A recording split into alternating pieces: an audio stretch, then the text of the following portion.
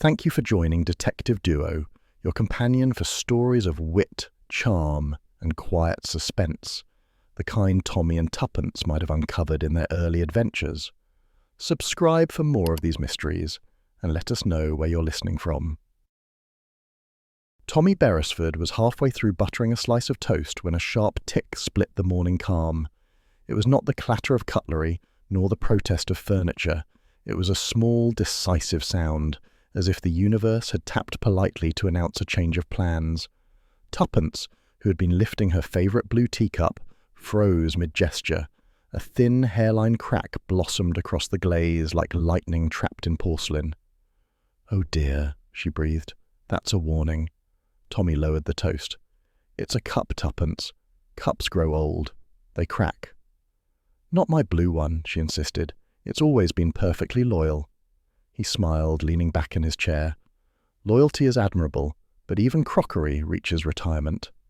Tuppence set the cup down very gently, as though afraid it might shatter into metaphor. The Beresfords never get ordinary signs. Something always follows. Last time an umbrella snapped, we ended up in that business with the forged telegram. "That had nothing to do with the umbrella," Tommy said mildly. "It absolutely did," she replied. "Objects know things." Before Tommy could dispute the philosophy of household omens, the letterbox clacked. The sound carried through the sitting room with unexpected authority, as if endorsing Tuppence's argument. She darted toward the hall. On the mat lay the usual assortment of bills, circulars, and envelopes clamouring for attention, but one stood out immediately, a thin cream envelope of excellent paper, addressed in elegant, deliberate handwriting. "Thomas Beresford, Esquire," Tuppence read aloud. "To be opened by both." She lifted her eyebrows. "Very dramatic." Tommy joined her.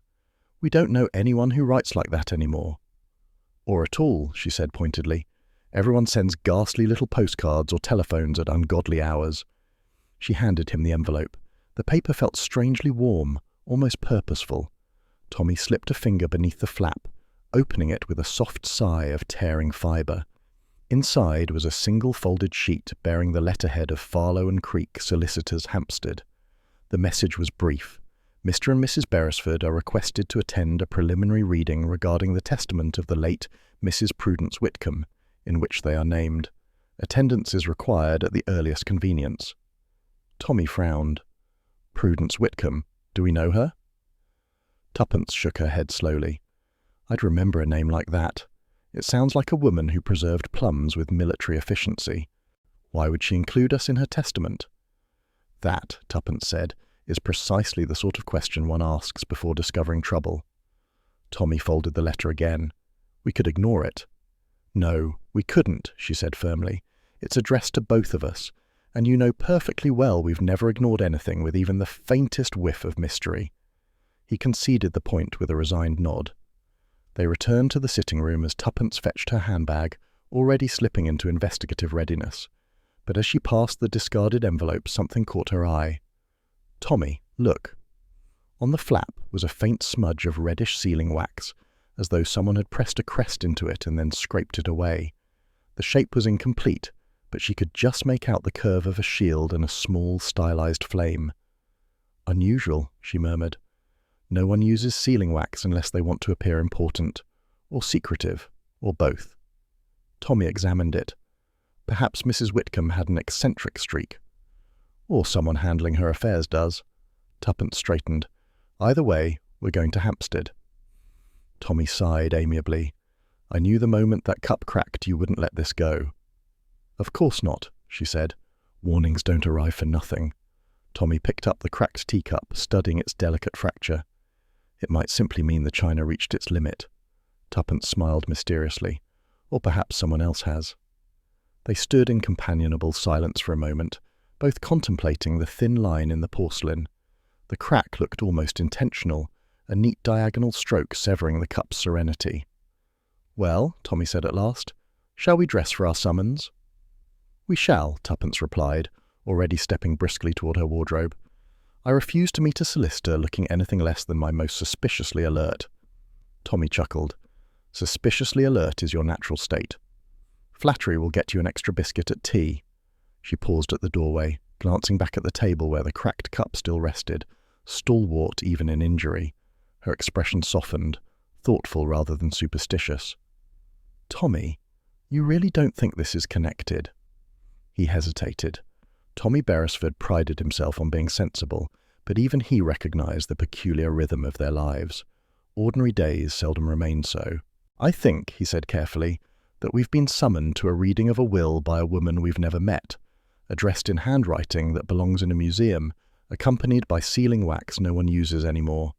If your blue cup wished to contribute to the air of mystery, I won't argue with it." Tuppence nodded solemnly. "Exactly." She picked up the letter once more, letting her fingers follow the careful loops of ink. The writer had pressed hard, the strokes were firm, deliberate. Someone had wanted their attention, and they had succeeded. Tommy fetched his coat while Tuppence extinguished the breakfast things, saving the cracked cup for last. She touched it lightly, almost fondly, before leaving it on its saucer like a sentinel. As they stepped into the hall, Tuppence tucked the envelope into her handbag. "One more thing," she said. "Yes?" "Mrs. Whitcomb. Even her name feels like a plot." Tommy grinned. "Let's hope it's not too dramatic a one." "Tommy," she said, locking the door behind them. "When has that ever been the case?" They descended the stairs together, unaware that the faint red smear of wax on the envelope would become the first thread in a web far more tangled than either expected. Yet even as they reached the street, Tuppence cast one last glance toward the upstairs window, half expecting the cracked cup to signal something further. It remained still, serene, and impenetrably silent, exactly the sort of silence that precedes an unexpected adventure. And the Beresfords, for all their years of sensible intentions, had never been able to resist the call of a mystery that arrived politely on a breakfast table. Tommy had scarcely folded his umbrella before Tuppence marched ahead of him toward a brass plaque that read, "Farlow and Creek." Solicitors, the lettering so sharply engraved it might have been polished daily by a small army of conscientious clerks. The front door itself stood slightly ajar, as though the building welcomed clients only reluctantly. A faint smell of furniture polish drifted out, crisp and tidy, without the slightest hint of human warmth. Tuppence tapped once with her knuckles. The door, as if startled into compliance, swung open the rest of the way. Inside, the offices were modest, yet arranged with military precision. Filing cabinets gleamed in tidy rows, ledgers lined shelves without daring to lean, and a grandfather clock in the corner ticked with such solemn self-respect it might have been presiding over the entire firm. A thin man rose from behind a desk, so immaculate it could have served as an operating table. His hair, dark and neatly parted, clung to his head with the determination of someone who rejected the very idea of disorder. In his right hand he held a fountain pen, which he tapped against his blotter, once, twice, thrice, before he spoke. "Mr. and Mrs. Beresford?" His voice wavered as though balancing on a narrow beam of politeness. Tommy inclined his head. "That's right. Mr. Farlow, I presume." The man gave a short bow, pen still clutched like a ceremonial sceptre. "Leonard Farlow, yes. Thank you for coming at short notice. Please, take a seat." The Beresfords settled into two upright chairs positioned before his desk. Tuppence ran a discreet eye over the room, noting the lack of personal effects. No family photographs, no ornaments, not even a paperweight with a humorous inscription. Only law books and order. Excessive order. Mr. Farlow cleared his throat softly. Tap, tap, tap went the pen again, marking time. "You have, no doubt, received my letter." "We have," Tommy confirmed, though I confess we were rather surprised by it. A flicker passed over the solicitor's face. Not quite fear, more like consternation that events had progressed this far. Yes, Mrs. Prudence Whitcomb was an unusual client. "Did she know us?" Tuppence asked, leaning forward. "Because we certainly never knew her." The pen halted mid-tap. "She was familiar with your work," he said slowly. "Your wartime intelligence contributions. She admired you both greatly." Tuppence exchanged a glance with Tommy, one seasoned operative to another. Admiration from strangers was seldom comforting. Mr. Farlow continued. "Mrs. Whitcomb left numerous instructions, meticulous instructions, regarding the execution of her testament. She insisted that you be summoned for a preliminary reading. Only a preliminary one, mind you. The full document cannot be unsealed until the conditions are appropriate. Tommy raised an eyebrow. Conditions? The solicitor hesitated, pen twitching like a nervous metronome. Mrs. Whitcomb believed she had uncovered a conspiracy shortly before her death. She feared that certain individuals, 3 specifically, posed grave danger to one another, and potentially to her. 3 individuals? Tuppence repeated. Named in the testament? Yes, he swallowed. They each stand to inherit a portion of her estate, alongside you, of course. Alongside us, Tommy echoed. But she didn't know us. She believed you would be impartial custodians, Mr. Farlow said with a trace of relief, as though finally delivering a line he had rehearsed. Should danger arise, she wished you to ensure fairness. Tuppence's brows knitted. Custodians? How very grand. What exactly were we meant to guard? The solicitor opened a leather-bound ledger and scanned it nervously. Her fortune is divided into 4 parts, 3 beneficiaries, and the Beresfords, custodians of last resort. How flattering, Tuppence murmured. It is, Farlow agreed, though his expression suggested he found the arrangement anything but flattering. He lifted his eyes. You may have noticed that the other beneficiaries are not present. That crossed my mind, Tommy said. Were they invited? Oh yes, Farlow said quickly. Each was sent a formal notice. I cannot account for their absence. Tap, tap, tap.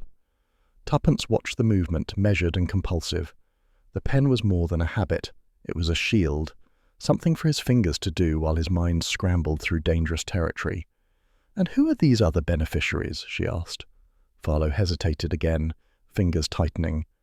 I am not at liberty to disclose their details at this stage. Oh, come now, Tuppence said lightly. Surely the custodians are entitled to know whom they're meant to be custodial about. He inhaled sharply. Mrs. Whitcomb instructed that the identities be revealed only when all 4 parties were present. Today, they are not. A long moment stretched between them, taut and fragile. Tommy broke it with characteristic gentleness. Mr. Farlow, did Mrs. Whitcomb fear for her life? The solicitor's pen finally stilled. Yes, he whispered. She believed someone intended her harm, and she feared that if she died, the true culprit would move next against those in her orbit. Tuppence leaned back, her eyes narrowing with intrigue. And these 3 beneficiaries formed her orbit? Yes. And she died recently? Mr. Farlow's voice dropped. 2 weeks ago. Neither Beresford spoke for a moment. The quiet in the room seemed to deepen, settling like a fine layer of dust that refused to be brushed away. At last Tuppence said, Tell us why you're relieved we've come. Farlow blinked. Relieved? You keep looking at the door, she said, as though you expect someone unpleasant to walk through it, and you're tapping that pen so hard I'm surprised it hasn't snapped in half. Something about this situation frightens you. The solicitor's shoulders sagged, the truth squeezing out of him like breath from a punctured lung. Mrs. Whitcomb was convinced that one of the 3 beneficiaries intended to kill her. She left me evidence, fragments really, to be distributed only when conditions were safe. But conditions are decidedly unsafe. And you believe we can help, Tommy said. Yes, Farlow whispered. She trusted you. I trust you. Frankly, I don't know whom else to trust. Tuppence softened slightly. We'll help. The relief that washed over him was so visible it could have been sketched. Thank you, truly. He rose, retrieving a sealed blue folder from a locked drawer. For now, I can only give you this. Mrs. Whitcomb left it with explicit instructions that it be opened by you alone, should you agree to act as custodians. Tommy accepted the folder, feeling the weight of both the paper and the responsibility. We agree. Then take it, Farlow said, sitting quickly as though his knees had given out, and proceed with caution. Tuppence stood, but before following Tommy to the door, her gaze drifted across the office once more. Neat shelves, straight lines, immaculate order, and one odd detail. On a sideboard near the window sat a photo frame, empty. The faint rectangular shadow around it revealed the dust outline of a picture that had been removed recently, and in haste. Tuppence stopped. Mr. Farlow, that frame, what was in it? The solicitor jolted as though struck. Nothing of importance. Then why remove it? she asked softly. He opened his mouth, shut it again, then returned to tapping the pen, once, twice, thrice. I thought it best, he murmured, not to display reminders. Not today. His eyes, when they met hers, held the unmistakable glimmer of someone concealing far more than he intended to reveal. Tuppence joined Tommy at the door. We'll be in touch. Yes, Farlow said faintly. Please, do. As they stepped back into the corridor, Tuppence whispered, Tommy, that man's nerves are wound tighter than a violin string. Tommy nodded. And whatever tune he's playing, it's only just begun. They descended the stairs with the blue folder tucked safely under Tommy's arm, unaware that inside lay the first clues to a mystery that had already claimed its first victim, and had no intention of stopping there. The blue folder lay between Tommy and Tuppence on the small table of a quiet Hampstead tea shop, its surface unmarked except for a neat label in black ink, for the custodians only. The phrase seemed to pulse faintly with responsibility. Tuppence eyed it with the same wary fascination she once reserved for parcels left mysteriously at wartime posts. Go on, she urged, though she made no move to touch it herself. Open it. Tommy smiled, recognizing that tone, half challenge, half anticipation. You're the one who believes cracked cups predict danger. Surely this ought to be approached with appropriate reverence. It is being approached with reverence, she said briskly, by not opening it myself. Tommy chuckled and slipped a finger beneath the flap. The cardboard gave a polite sigh, as though relieved to be freed of its burden. Inside lay neatly stacked sheets, typewritten pages, clipped notes, and one ragged scrap torn from what looked like a leather-bound journal. Tuppence leaned closer. This already feels ominous. It probably is, Tommy said, lifting the first page. The document greeted them in crisp type. Private Testament of Prudence Whitcomb. To be actioned under conditional sequence. Tommy read aloud, his voice low enough not to disturb the quiet murmur of nearby patrons. Each beneficiary must satisfy checks of conduct, loyalty, and truth. Should one fail or perish, their share transfers to the next. Should all three fail or perish, the custodians shall inherit, and the matter is concluded. Tuppence's eyebrows shot upward. That's quite a casual way of describing murder. It doesn't explicitly mention murder. It doesn't need to, Tommy. When transfers of inheritance depend on survival, one must assume sinister arithmetic. Tommy could not argue. He continued reading. The next sheet held a list. Beneficiary I, Mr. Basil Turnwell, antiquarian bookseller.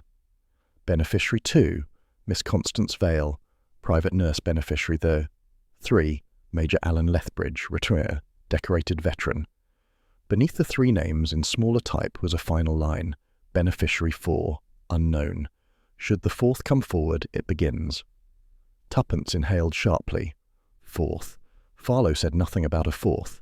Tommy tapped the paper. Perhaps he doesn't know. Or perhaps he was instructed not to reveal it yet. Tuppence tilted her head. Or perhaps the fourth person is someone who shouldn't come forward at all. And they exchanged a glance, a Beresford glance, equal parts amusement, dread, and professional interest. Tommy turned to the next document. This one bore the title, Observations on the Three. The entries were short, cryptic, and maddeningly incomplete. Turnwell, fearful but loyal, hoards secrets he ought to share. Vale, too composed, knows more than she claims. Lethbridge, the only one I trust, but trust is dangerous. Tuppence frowned. She didn't trust anyone entirely. Except us, apparently, Tommy said, though his tone suggested he found that notion questionable. The torn journal page came next. Tommy smoothed it carefully. The paper held the faint scent of lavender and old ink, evidence of a hand that wrote slowly and with care. Tuppence read the first line aloud. One of them knows, one suspects, one is innocent. But which? That's nicely cryptic, she muttered. Honestly, if one intends to leave clues after death, one should try to be more specific. Tommy pointed to the second line, written in shaky pencil, jagged in contrast to the elegant ink above it. If the fourth comes forward, it begins. Tuppence studied the handwriting. That line wasn't written calmly. Something had frightened her. If she truly believed these three were dangerous, Tommy said, the idea of a missing fourth would have terrified her even more. Tuppence clasped her hands together. Let's consider motives. If Mrs. Whitcomb uncovered a conspiracy involving 3 people, and those same 3 were named in her will, then either she was daring the guilty party to act, Tommy finished, or she expected the innocent to help expose the guilty. Tuppence nodded. But which is which? A fearful bookseller, a too-calm nurse, and a dignified veteran, all archetypes ripe for guilt or innocence. Tommy flipped to the next sheet. Here's something else. This page detailed Whitcomb's instructions regarding the so-called checks. The words were brief but loaded with implication. Each beneficiary shall be watched discreetly. Each shall reveal themselves through behavior under pressure. Each will receive a message from me after my death. Let the custodians determine who is worthy. Worthy, Tuppence repeated thoughtfully. Not merely eligible. She wanted a moral assessment. It sounds like she expected danger from at least one of them. Or all, Tuppence mused. The real problem with conspirators is they rarely travel alone. Tommy set the papers down momentarily. What do you make of Turnwell? A fearful bookseller is never just a fearful bookseller, Tuppence declared. He's either hiding something in a dusty back room or has read too much Gothic literature. And Miss Vale. Private nurse, excessively calm, likely accustomed to death, which either makes her reassuringly competent or deeply unsettling.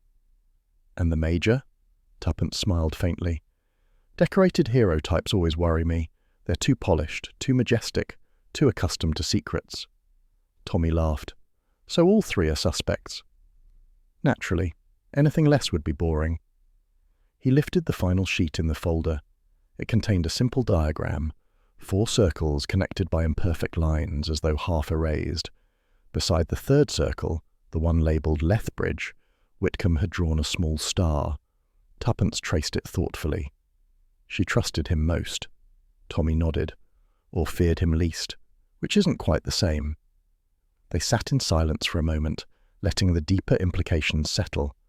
The world around them, the quiet clinking of teaspoons, the rustle of newspapers, the occasional cough of a patron, felt strangely fragile, as though the tea shop existed only as a temporary refuge from the puzzle now unfolding in their laps. It was Tuppence who finally broke the quiet. Tommy, we need to meet them, all 3. Agreed. Discreetly. Of course. And we must assume that one or more of them may try something unpleasant. Yes, Tommy said, or something unpleasant may already be in motion. Tuppence tapped the cracked teacup from memory, smiling grimly. I told you the cup was a warning.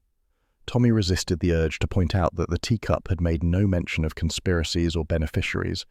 He knew better than to challenge Tuppence's intuition when it had that particular gleam. He gathered the papers into a neat stack. So, where do we begin? With the nearest target, Tuppence replied, which is most likely the bookseller, Basil Turnwell. An antiquarian shop is always an excellent place to start. Dust, intrigue, and men who prefer books to people. Tommy chuckled. Then we'll visit him first. But as he replaced the papers in the folder, his hand paused. Something at the bottom caught his attention. A thin envelope addressed in Whitcomb's elegant script. To the custodians. Open only after meeting all 3. Tuppence peered over his shoulder. Oh, that's deliciously provocative. We mustn't open it. No, Tommy agreed reluctantly. Not yet. Which means, Tuppence said, tapping the folder decisively, that Mrs. Whitcomb intended for us to learn something directly from each beneficiary before seeing what she wrote specifically for us. That suggests she believed they would reveal themselves. Or betray themselves, Tuppence corrected. Tommy shut the folder gently, mindful of the weight of secrets inside. We'll begin at Turnwell's shop, quietly. No need to announce ourselves. Agreed. Tuppence rose, smoothing her jacket. Let's see what an antiquarian bookseller does when confronted with a pair of politely curious strangers. As they left the tea shop, Tommy glanced once more at the blue folder tucked under Tuppence's arm. The weight of the mystery had increased, its thread stretching outward toward 3 strangers, and an unknown 4th. Tuppence, he said softly. Yes? If Mrs. Whitcomb was right, then whoever she feared may now have reason to fear us. Tuppence's answering smile was bright, sharp, and irrepressibly Beresford. Excellent. I do enjoy an adversary who appreciates the sport. They stepped out onto the pavement, the city alive with its usual rhythms, cars passing, conversations drifting, footsteps tapping. Yet beneath that normalcy, a quiet tension stirred, a testament divided into pieces, 3 beneficiaries with unknown loyalties, a 4th figure lurking in the shadows of implication, and the Beresfords, custodians of a puzzle that had already taken 1 life and threatened more. As they walked away, neither noticed the figure across the street lowering a newspaper, watching them with a stillness that suggested more than casual curiosity. Someone else, it seemed, already knew the custodians had begun their work. The bell above the door gave a reluctant little jingle as Tommy pushed it open, the sound swallowed almost instantly by the dense hush of Turnwell antiquarian books.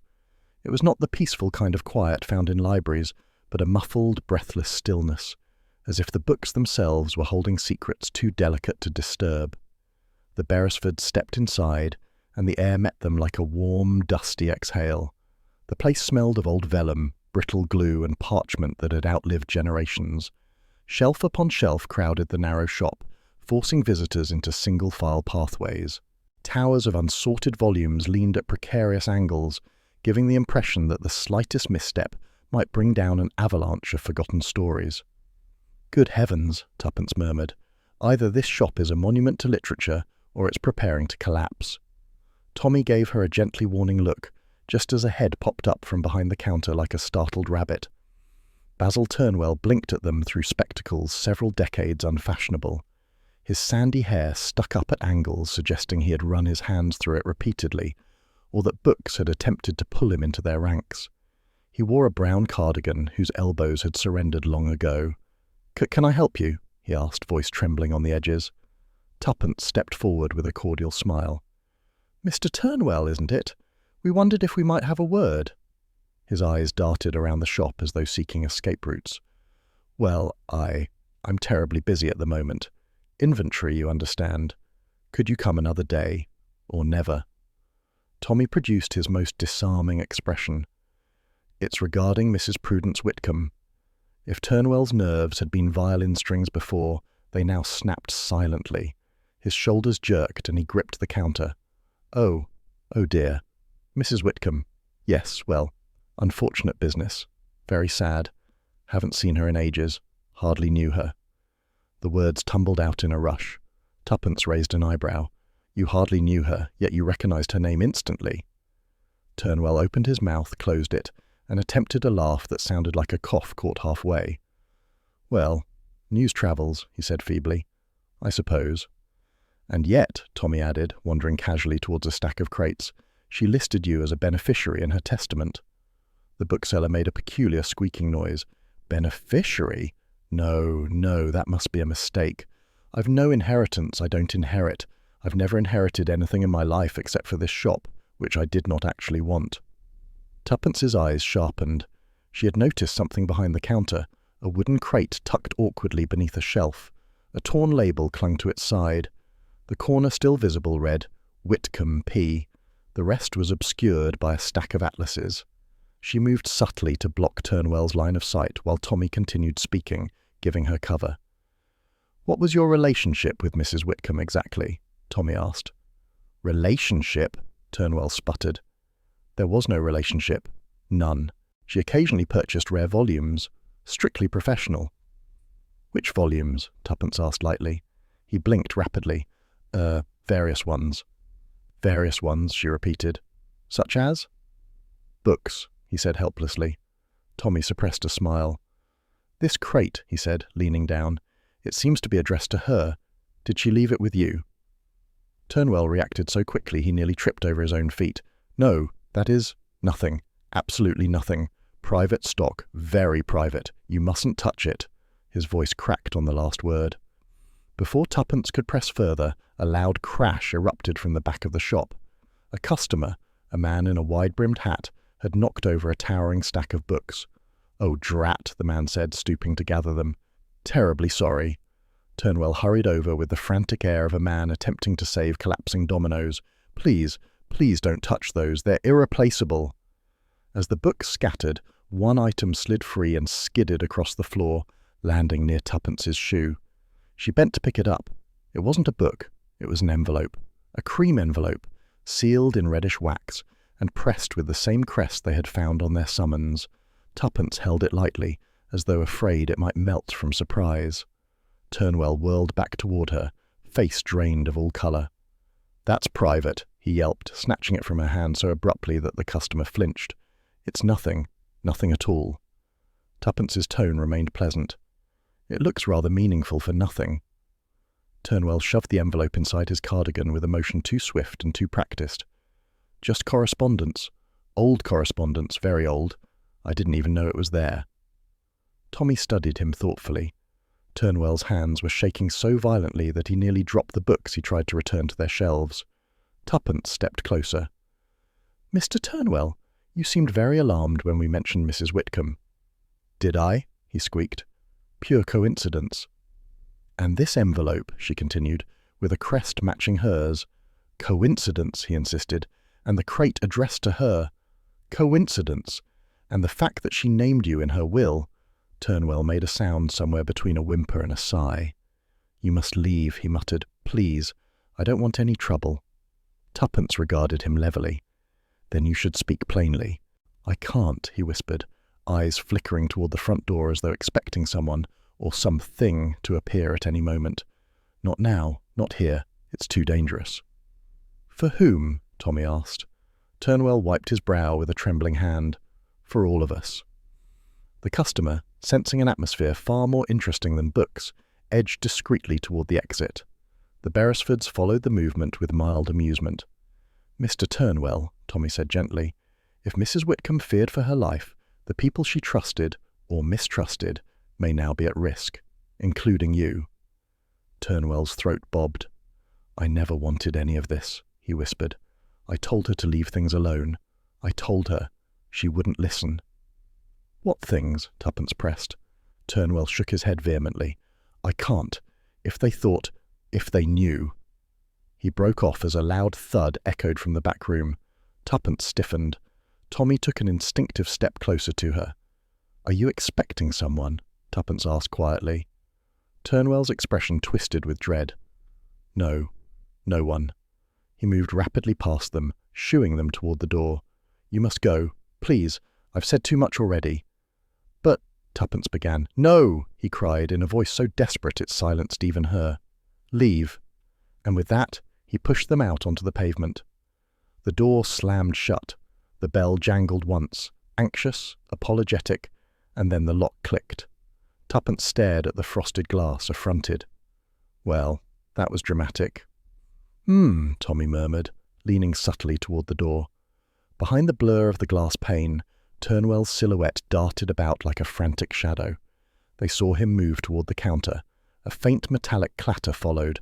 Then came a flicker of orange. Tommy inhaled. "He's burning something." Tuppence pressed closer. Indeed, the silhouette now bent over a small metal tray, feeding papers into a flame. Turnwell moved with the frantic urgency of a man erasing evidence before pursuit arrived. "If that isn't guilt," Tuppence whispered, "then he's inventing a new category." "What concerns me," Tommy replied, "is what he's afraid of, or who." Turnwell's face momentarily appeared close to the glass, pale and drenched in fear. His eyes darted left and right, not toward the men but toward the street behind them. Tuppence followed his gaze. A figure stood near the corner, pretending to examine a shop window, yet stealing periodic glances toward Turnwell's door. "Tommy," she murmured, "I think Mr. Turnwell's fears may not be entirely theatrical." The figure stepped away from the window and disappeared down the street. Tommy straightened. "We should follow?" "No," Tuppence said decisively. "Not yet. Whoever they are, they know the shop, and they know Turnwell's frightened. If we confront them now, we lose the advantage." Tommy nodded, trusting her instincts. "Then what do you suggest?" Tuppence's eyes gleamed. "We watch, we wait, and we let Mr. Turnwell panic just enough to reveal what he's hiding." They walked away from the shop with deliberate casualness, but once around the corner, Tuppence grabbed Tommy's arm. "Tommy, that envelope, the crest, it wasn't just similar, it was identical." He nodded. "Which means Turnwell received the same kind of message we did. Or one meant to warn or threaten him." They paused at the edge of the pavement. If Mrs. Whitcomb sent him something, Tuppence said thoughtfully, it might explain his fear. And if someone else sent it, Tommy added, it might explain even more. They shared a look. The case had shifted shape, deepened, acquired new edges. A terrified bookseller burning documents was seldom a good omen. As they made their way toward the next stage of their quiet investigation, the wind carried a faint scent of smoke from Turnwell's chimney, thin, acrid, and undeniably desperate. Tuppence liked to think of herself as a reasonable woman, but she held a lifelong suspicion of people whose homes were excessively tidy. There was tidiness achieved through natural domestic pride, and then there was tidiness that reeked of deliberate concealment. Miss Constance Vale's flat, she decided the moment the door opened, belonged firmly to the second category. "Mrs. Beresford?" Miss Vale greeted her with a serene smile. "Please, do come in. You said it was a matter of health. Yours, I believe?" Tuppence returned the smile sweetly. "Not mine, Miss Vale, but I thought it best to discuss the matter in private. One never knows what ears lurk in stairwells." Miss Vale, already off balance, stepped aside. Tuppence entered with the polite curiosity of a guest whose eyes were taking in absolutely everything. The sitting room was small but immaculate. Cushions aligned with geometric precision, curtains drawn to identical lengths, and a faint medicinal scent drifted through the air, hint of antiseptic with undertones of lavender. A writing desk sat beneath the window, its surface entirely bare except for a fountain pen positioned exactly parallel to the edge. "Do sit," Miss Vale said, gesturing to a straight-back chair. "I always find good posture conducive to clear thought." Tuppence allowed herself to be seated, crossing her ankles neatly. "How sensible. You must be very organized." "One must be in nursing," Vale replied. Her smile remained pleasantly neutral, neither warm nor cold. Practiced, Tuppence thought. Learned. "I understand," Tuppence began lightly, "that you once knew Mrs. Prudence Whitcomb." Miss Vale paused. Only a fraction of a second, but enough. "I attended her briefly," she said, "many years ago, before her illness improved." "Ah," Tuppence said casually. "Then you've not seen her recently?" "No," Vale answered quickly. "No, indeed." Tuppence tilted her head. How strange that she remembered you in her will. If Vale's posture stiffened, it was only by the width of a thread. "Her will? I was unaware of any such inclusion." "She must have valued you," Tuppence said, sounding genuinely puzzled. "One doesn't name a nurse in a testament without reason." Miss Vale smoothed an invisible wrinkle from her skirt. "Mrs. Whitcomb was eccentric. She may have been sentimental." "Were you sentimental about her?" Tuppence asked. Vale blinked. "I beg your pardon?" But before she could flounder further, Tuppence's attention drifted toward a small mahogany box perched atop a side table. It was no larger than a tin of biscuits, but its presence dominated the room like an intruder who had taken up residence with silent authority. A brass lock, thick, almost industrial, secured its lid. "What a charming little box," Tuppence said lightly. "Family heirloom?" Miss Vale followed her gaze with just a hint of tension. "Merely for my work. Medical supplies." "Oh, and such an impressive lock," Tuppence noted. "What's inside? Gold-plated thermometers?" The nurse's smile thinned. Standard sedative ampules. Nothing out of the ordinary. Tuppence's eyes sparkled. "One never knows. I recall a nurse during the war who carried enough sedatives to tranquilize a cavalry unit." Miss Vale did not laugh. "Sedatives must be kept secure. Regulations, you understand." "Of course," Tuppence agreed warmly. "And you're a prudent woman. I admire prudence." Miss Vale inhaled in a measured manner, as though distributing breath evenly between her ribs. Tuppence watched her fingers. They did not fidget. They lay perfectly still upon her knee as if trained to reveal nothing, but stillness could be its own confession. Tuppence leaned forward, lowering her voice conspiratorially. "Miss Vale, surely you've heard of Mrs. Whitcomb's passing?" This time the flicker of emotion was unmistakable. A tightening around the eyes, a brief clench at the jaw. Then it vanished. "Only in the papers," she replied evenly. "A tragedy, of course." "A tragedy," Tuppence echoed, "especially when the circumstances remain so uncertain." Miss Vale folded her hands more tightly. "I beg your pardon?" "Oh, one hears things," Tuppence said airily. "Rumours, suggestions that she feared someone." The nurse's face drained, just for a moment, as though someone had pulled a curtain across her composure before opening it again. "Fear is very common among the ill," Vale said carefully. "Patients imagine dangers where none exist." "Did Mrs. Whitcomb?" Tuppence asked quietly. Miss Vale rose. "Mrs. Beresford, I must insist. If you wish to discuss medical details, I cannot oblige. Confidentiality prevents it." "Then let's discuss something not medical," Tuppence said pleasantly. She reached into her handbag and withdrew a small folded object, the wax crest from their summons. She held it between two fingers like a delicate biscuit. "Tell me, Miss Vale," she murmured, "have you ever seen this before?" Miss Vale's calm shattered in a blink. Her eyes widened, only fractionally, but her breath caught. She recovered quickly, far too quickly. "No," she said, "never." But her gaze betrayed her. It flicked, not to the crest, but toward the writing desk. Tuppence followed the glance with triumphant subtlety. "Are you sure?" Miss Vale straightened, her voice regaining icy control. "Mrs. Beresford, I don't know what this is about, but I assure you I have no connection to any crests." Tuppence smiled serenely. "Of course." "Now," Miss Vale said firmly, "if that will be all—" "It will," Tuppence said, rising gracefully. "You've been most helpful." Miss Vale escorted her to the door with impeccable politeness, almost too impeccable, as though sealing a room she did not wish opened again. "Do refrain from troubling yourself over whatever nonsense Mrs. Whitcomb may have believed," Vale added with a tone of gentle reprimand. "Sick minds often create enemies." Tuppence paused on the threshold. Indeed, sick minds, or endangered ones. For the first time, Miss Vale's composure cracked openly, a twitch in the eye, a flare of irritation. "Good day, Mrs. Beresford," she said sharply. "Good day." Tuppence descended the narrow staircase with measured steps, aware that Miss Vale was likely still watching from behind the door. Once outside, she inhaled the fresher air with relief, and found Tommy waiting across the street, hands in pockets, pretending interest in a newspaper kiosk. "Well?" he asked, falling into step beside her. "Well," Tuppence replied, "either she's innocent with an unfortunate disposition, or she's guilty with a delightful layer of polish." "And the box?" Tommy said. "Locked," Tuppence replied. "Very locked. And apparently full of sedatives."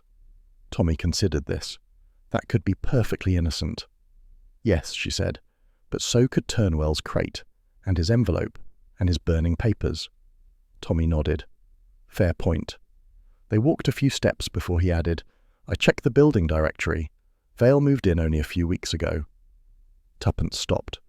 "Before or after Mrs. Whitcomb died?" "Just before," Tommy said. "But well after the alleged illness she claimed to have treated years ago." Tuppence's eyes narrowed. Inconsistent timelines, always a telltale sign of mischief. "A coincidence?" Tommy suggested with deliberate provocation. Tuppence snorted. "There have been far too many coincidences in this case already. We're reaching the limit allowed for any decent mystery." They continued walking, slipping into the gentle rhythm of the street. Apartment buildings loomed above them, filled with secrets behind prim curtains and polite doorways. "What did she do when you showed the crest?" Tommy asked. "She denied ever seeing it," Tuppence said, then stared directly at her writing desk. "Which means," Tommy said, "she's lying." "Or hiding something," Tuppence corrected. "People who hide things are far more interesting than mere liars." Tommy gave her a fond, exasperated look. "Remind me again why we don't lead peaceful lives in the countryside." "Because the countryside contains far too many murderers," Tuppence replied promptly. They reached the corner and paused, letting a delivery cart rattle past. Then Tuppence continued thoughtfully. "She's frightened, Tommy. Frightened in the way someone is who knows exactly what they stand to lose." "Or someone who knows exactly what someone else stands to gain," Tommy offered. "Precisely." Tuppence folded her arms. "Here's what troubles me. Mrs. Whitcomb said one knows, one suspects, one is innocent. Turnwell was terrified, Vale was hiding something, which leaves the Major." "Do you think he's the innocent one?" Tommy asked. Tuppence smiled. "I think innocence is a fluid term." "And the fourth?" Tommy asked quietly. Still lurking in the shadows, she replied, "Watching us, waiting." They began walking again, But Tuppence's mind was racing.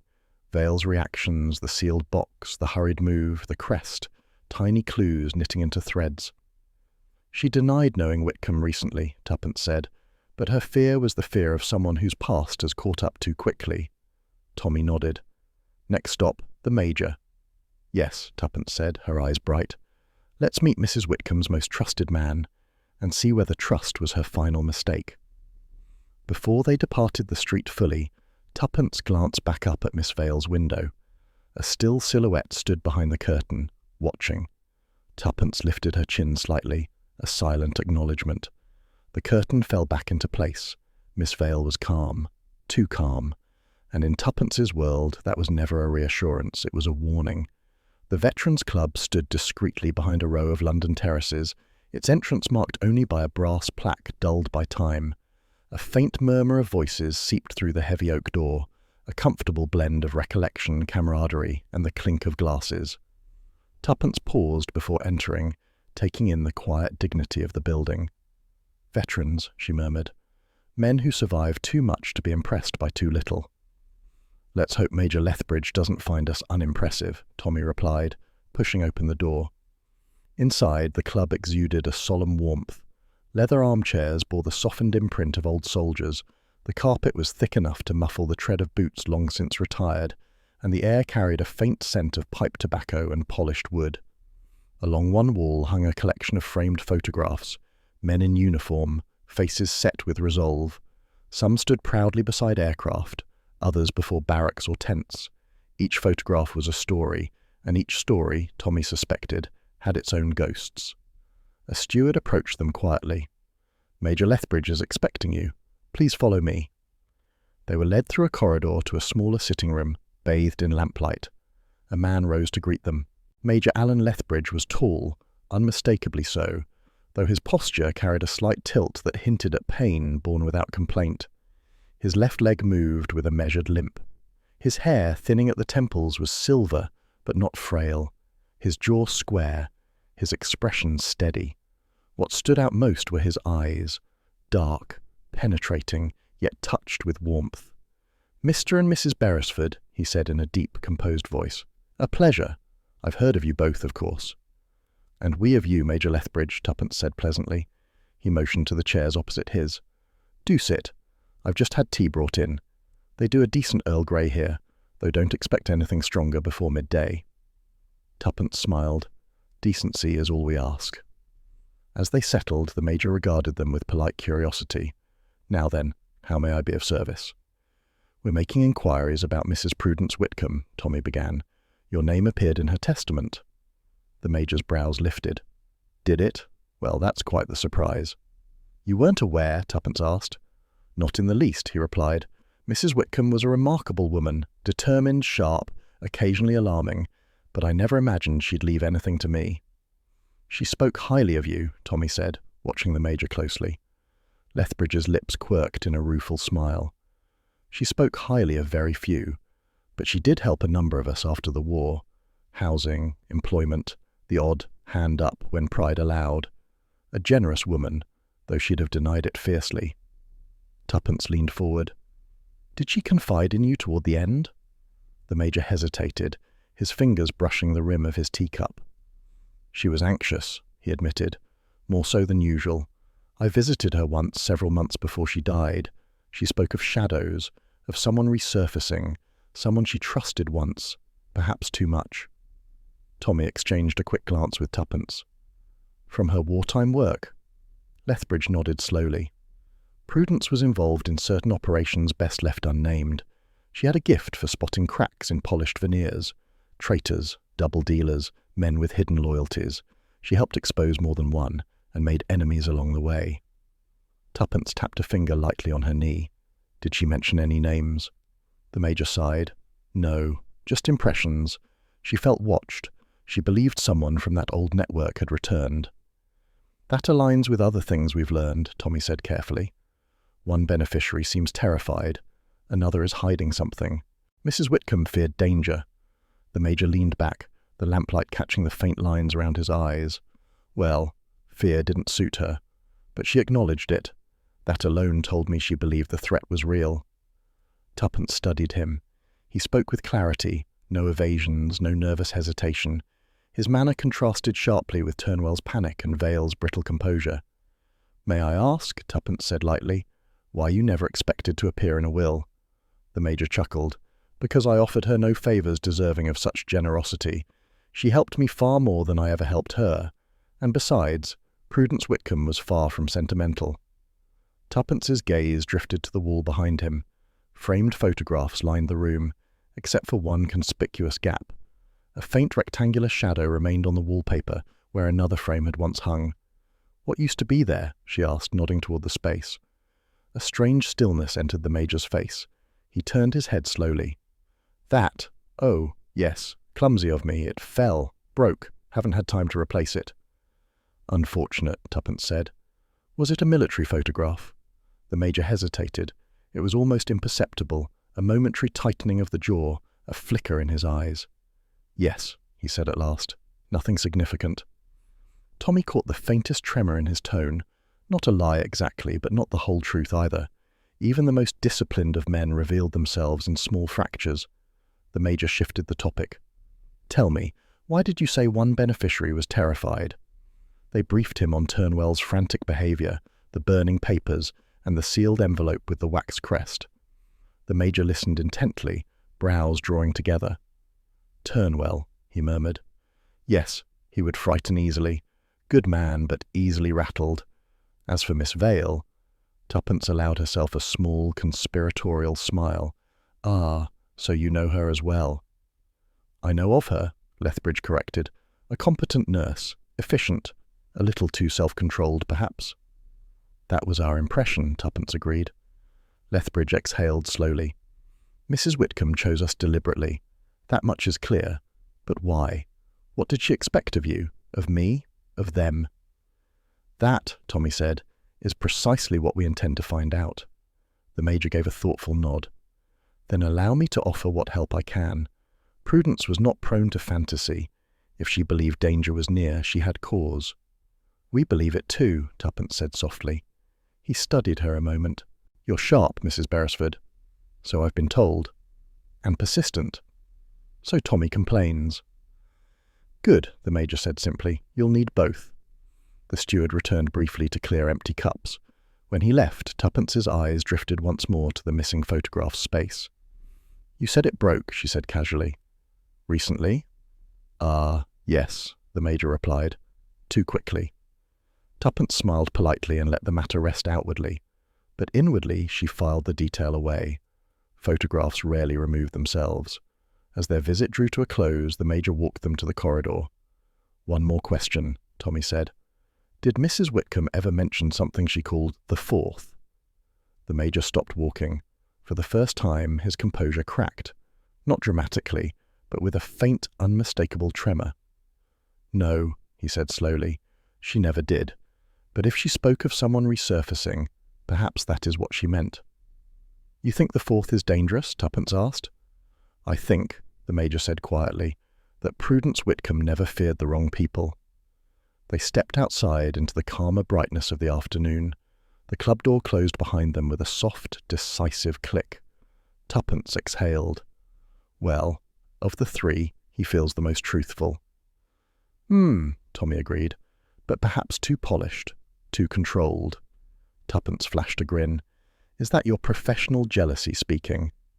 "No," Tommy said. "Experience.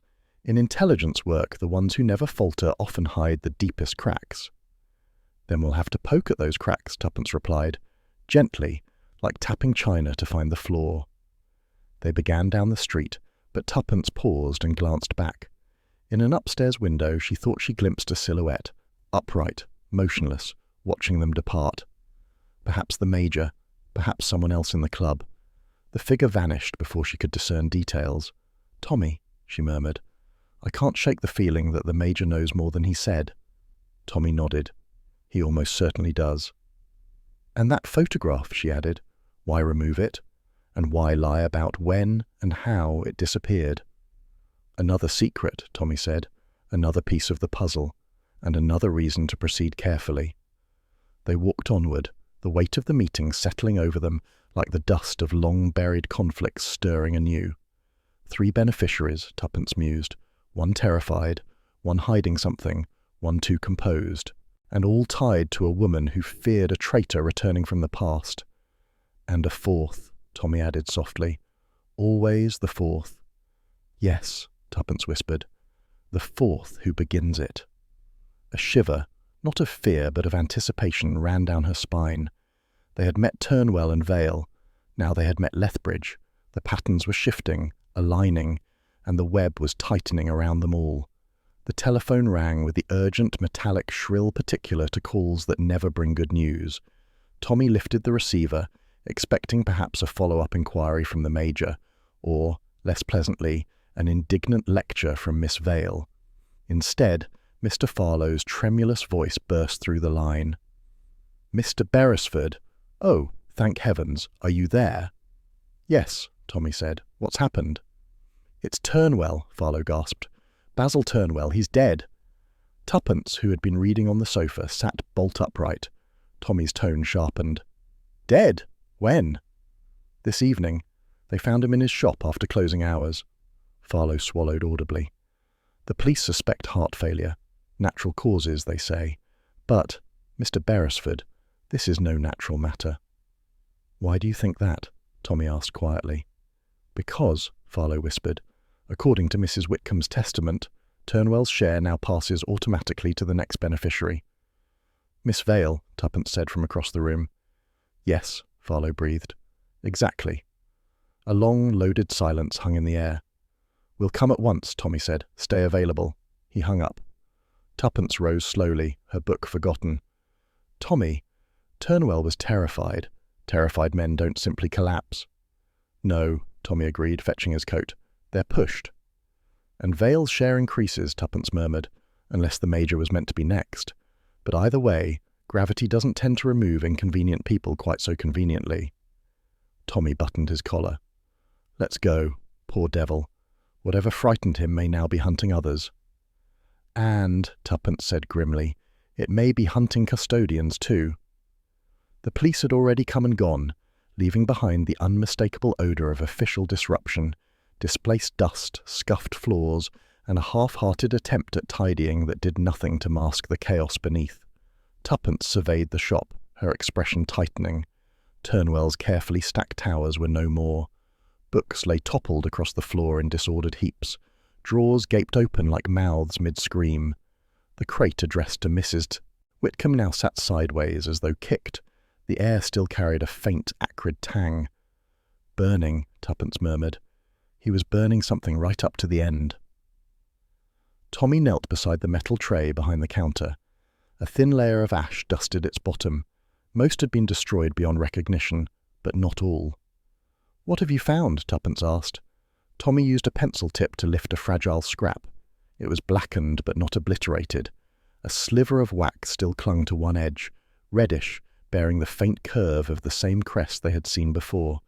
And on the paper itself, 2 phrases survived the flames. "Second key, only together." Tuppence inhaled softly. So he knew of the keys, maybe even what they meant. Tommy nodded. And someone wanted that knowledge gone. She glanced around the ruined shop. He was searching, desperately, and destroying, desperately. Whatever he learned terrified him. "And killed him?" Tommy asked. "Perhaps," Tuppence murmured. "Or perhaps he died while trying to prevent something worse." She walked the length of the narrow aisle, her footsteps careful to avoid trampling the scattered books. Each tome lay like a fallen soldier, testaments to the last frantic moments of a man crushed under fear. Near the front door she found a small overturned stool. "He stood on this," she said, "to reach the top shelf, searching high, low, everywhere." Tommy straightened. "What for?" "A key, or a clue, or something Mrs. Whitcomb left in his keeping." Her eyes lifted to the upper shelves, dusty, cluttered, sagging slightly with age, a place where secrets might easily hide. But it was the silence of the shop that struck her most. Turnwell had lived here, trembling amid his books, burning evidence while a threat seeped in through the cracks. "Poor man," she whispered. "He was cracking under pressure long before he died, like my teacup." Tommy moved beside her. Pressure from whom? Tuppence didn't answer. Her eyes were drawn instead to the dusty shop window. A faint outline marked the glass, where Turnwell's breath had misted during his final minutes. The image was ghostly, as if he had pressed his face there, staring out, desperate. At what, or at whom? They spent the next hour speaking to the two shopkeepers nearest Turnwell's store. The first, a balding tobacconist, knew little. He had closed early due to a late delivery. But the second, a florid-faced woman who ran the newsagents, offered something more substantial. "Yes, I saw someone go in," she said, leaning forward, "just before closing. Odd moment, that. Usually his last customer is some bookish fellow with spectacles.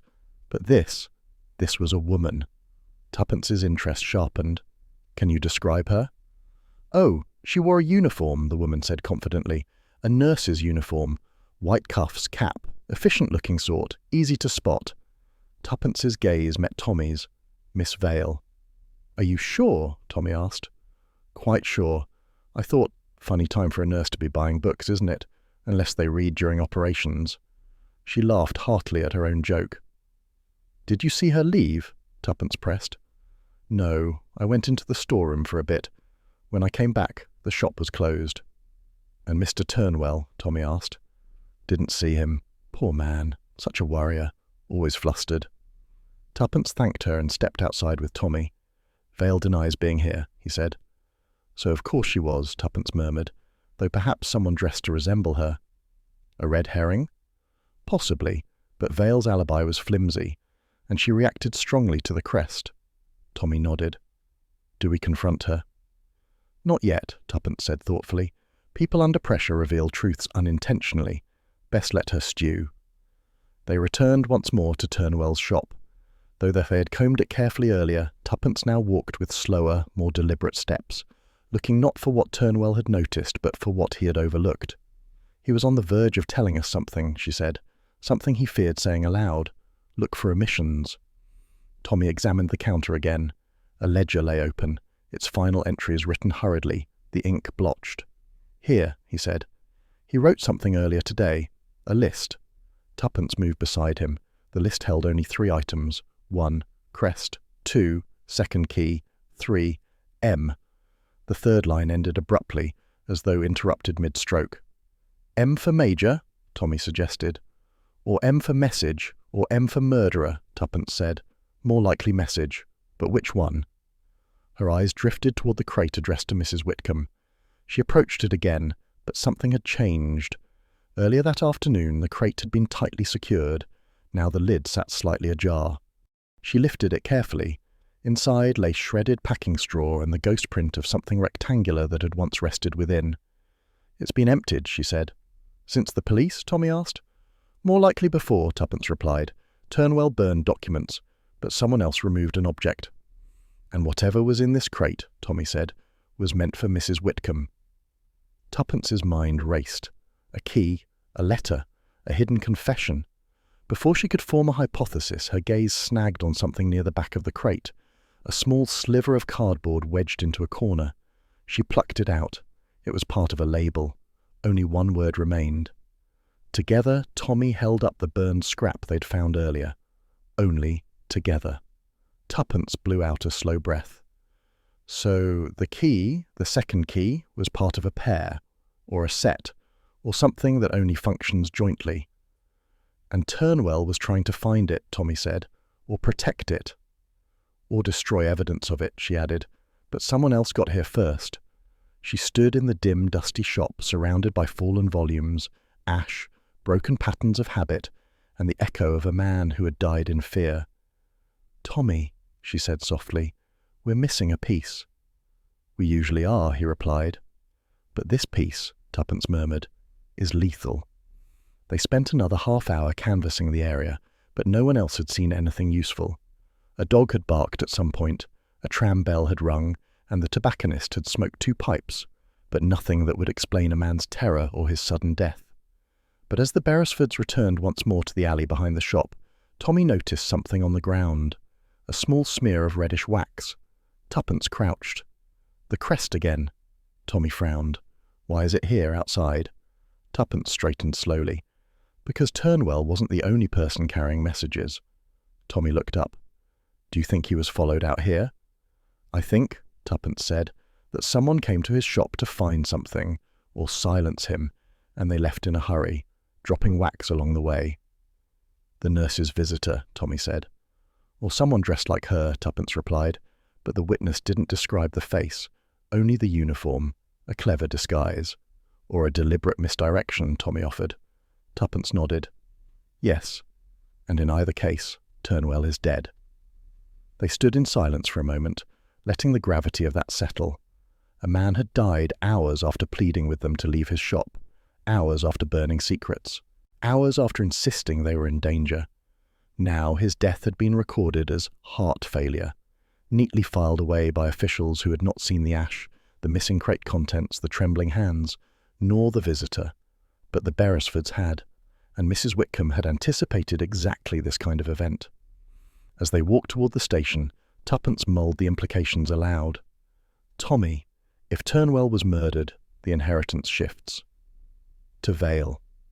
Yes, and Vale had motive to lie, motive to visit secretly, motive to fear the crest. Tommy considered this. But the Major seemed convinced she was merely efficient, perhaps too efficient, but not dangerous. The Major, Tuppence said, is very practised at concealing truth beneath dignity. Tommy laughed softly. True. And what about the fourth? Tuppence's eyes narrowed. The fourth remains the most troubling, unnamed, unknown, possibly the one Whitcomb feared most. And possibly the one who just arranged a death, Tommy said. Tuppence stopped walking. Her expression was tight, not afraid, but sharpened by calculation. If this is only the first death, she whispered, the testament is a trap, one we are standing inside. Tommy looked at her gravely. Do we step out? She shook her head. No, we go deeper, because if someone is manipulating this inheritance, they won't stop. They can't. They've already killed once. And the next target? Tommy asked. Tuppence answered without hesitation. Anyone who knows too much. Mr. Farlow's office looked different now. Not physically. The polished mahogany desk still gleamed, the files still sat arranged with obsessive neatness, and the pen tray remained positioned with mathematical precision. But the atmosphere had changed. Fear had settled into the room like an unwelcome tenant. Farlow stood behind his desk when the Beresfords entered, pale and visibly shaken. He offered them chairs with a trembling hand. I am relieved you came, he murmured. The situation is worsening by the hour. Yes, Tuppence said calmly, removing her gloves. Turnwell is dead, and Miss Vale's alibi is made of tissue paper. So let's begin with honesty. She leaned forward. We want the complete testament. No summaries, no fragments, everything. Farlow swallowed. Mrs. Whitcomb gave strict instructions. She's dead, Tuppence replied crisply. The threat she feared is very much alive, and Turnwell's share has just moved on to someone else, meaning the testament is no longer a private matter. It's a battlefield. Tommy softened the blow with a supportive nod. We need to see what you've been holding back. Farlow hesitated only a moment longer. Then, as if surrendering to inevitability, he crossed to a cabinet in the corner. Unlocking it required 3 different keys, which he turned slowly, almost ceremonially. Finally, he withdrew a small oak case bound in brass. He set it on the desk with reverence and dread. This, he whispered, is Mrs. Whitcomb's private testament. Not the legal document. This is the personal one, the one she insisted could only be opened if danger arose. She believed the 3 beneficiaries, and possibly more, were entwined in a conspiracy she could not unravel alone. Tuppence exchanged a glance with Tommy. Danger had indeed arisen. Open it, she said. Farlow slid the brass latch. The lid lifted with a soft groan, revealing several sealed envelopes, thick, cream-coloured, lined with wax. Each bore a neatly written name. Basil Turnwell, Constance Vale. Major Alan Lethbridge, Custodians. The last envelope was larger than the rest. Tuppence's pulse quickened. The oak case smelled faintly of lavender and dust, like something preserved for years in the dark. Start with Turnwell's, she said. Farlow handed it to her. The seal broke with a brittle crack as if protesting Turnwell's absence. Inside lay a folded sheet typed on Whitcomb's old typewriter, its ink slightly uneven. Tommy read aloud, "To Mr. Basil Turnwell, of the three you hold the memory of words. Books hide sins better than men do. The first key lies where language failed you once. Seek the title you fear." Tuppence exhaled slowly. Turnwell's antiquarian training. She meant for him to find something in a specific book. "And he didn't," Tommy said. "Or he did, and it terrified him." Farlow wrung his hands. "He mentioned nothing of a key when he visited me." "Because he didn't trust you," Tuppence said absently. "Or anyone." She reached for Miss Vale's envelope next. Farlow passed it to her reluctantly, as though touching it burned him. Tuppence opened it with controlled care. Inside were two items, a short handwritten note and a small card bearing a precise medical notation. Tuppence lifted the card. The numbers chilled her instantly. "Tommy," she whispered, "this isn't random. This is a dosage." "A dosage for what?" Farlow asked, voice trembling. "For a sedative," she answered, "a very powerful one. If administered in this amount, it would not calm. It would kill." Farlow made a strangled noise. Tommy read the note. "To Miss Constance Vale, you healed the wounded once, but you carry the power to wound in silence. The second key lies where mercy faltered. Do not repeat your mistake." Tuppence shivered. Mercy faltered. She must have meant something Vale did during her nursing years. "A patient," Tommy said quietly. "Or the war." "Or Mrs. Whitcomb herself," Tuppence murmured. "Vale didn't deny treating her, not convincingly." She looked again at the dosage card. "This is no coincidence, and Vale is no angel." Farlow sank into his chair. "This is ghastly, simply ghastly." Tommy nodded grimly. "Turnwell's key, Vale's key, and the Major's envelope? Still sealed." "It should remain sealed," Farlow said quickly. "Mrs. Whitcomb insisted each envelope be opened only by its named recipient." Tuppence picked it up anyway. The envelope was heavier than the others, the wax crest unbroken. "She admired the Major," Tommy said quietly, "or feared him." "Perhaps both," Tuppence replied. She turned the envelope over. The paper was thick, the handwriting unusually firm. Her fingers itched to tear it open, but she resisted. "Not yet," she said. "We still have hours." Farlow flinched when she reached for the custodian's envelope. "That, Mrs. Whitcomb said that one was for last resort." "Mr. Farlow," Tuppence said gently but firmly, "we passed last resort when Turnwell died." He made no move to stop her. Whether from conscience or fear, she could not tell. She opened the custodian's envelope. Inside were several pages, crowded with writing, some typed, some handwritten, and one bearing a riddle scrawled in a hurried, uneven hand. Tuppence read it aloud. 3 keys for 3 sins, 1 lock for the living. When the third key turns, the truth may speak. Her breath hitched. 3 sins, meaning Turnwell's fear, Vale's mercy, and the Major's, whatever Whitcomb believed he'd done. "But why keys?" Tommy asked. "Because," Tuppence said slowly, "the testament is a mechanism, a puzzle. Each envelope contains more than a legacy. It contains a part of the truth." Tommy sorted through the remaining pages. His hand froze suddenly. "Tuppence," he whispered. "Look." She peered over his shoulder. A single sheet listed wartime code names, aliases from covert operations, names used in intelligence circles under deep cover. The list bore 4 entries: Hawthorne, Nettle, Winterrose, Kingfisher. One had been furiously crossed out with black ink, so deeply the paper had torn. Tuppence swallowed. Whitcomb's old network. Tommy traced a finger under the names. These were used by operatives in 1943, 1944. I haven't heard these in years.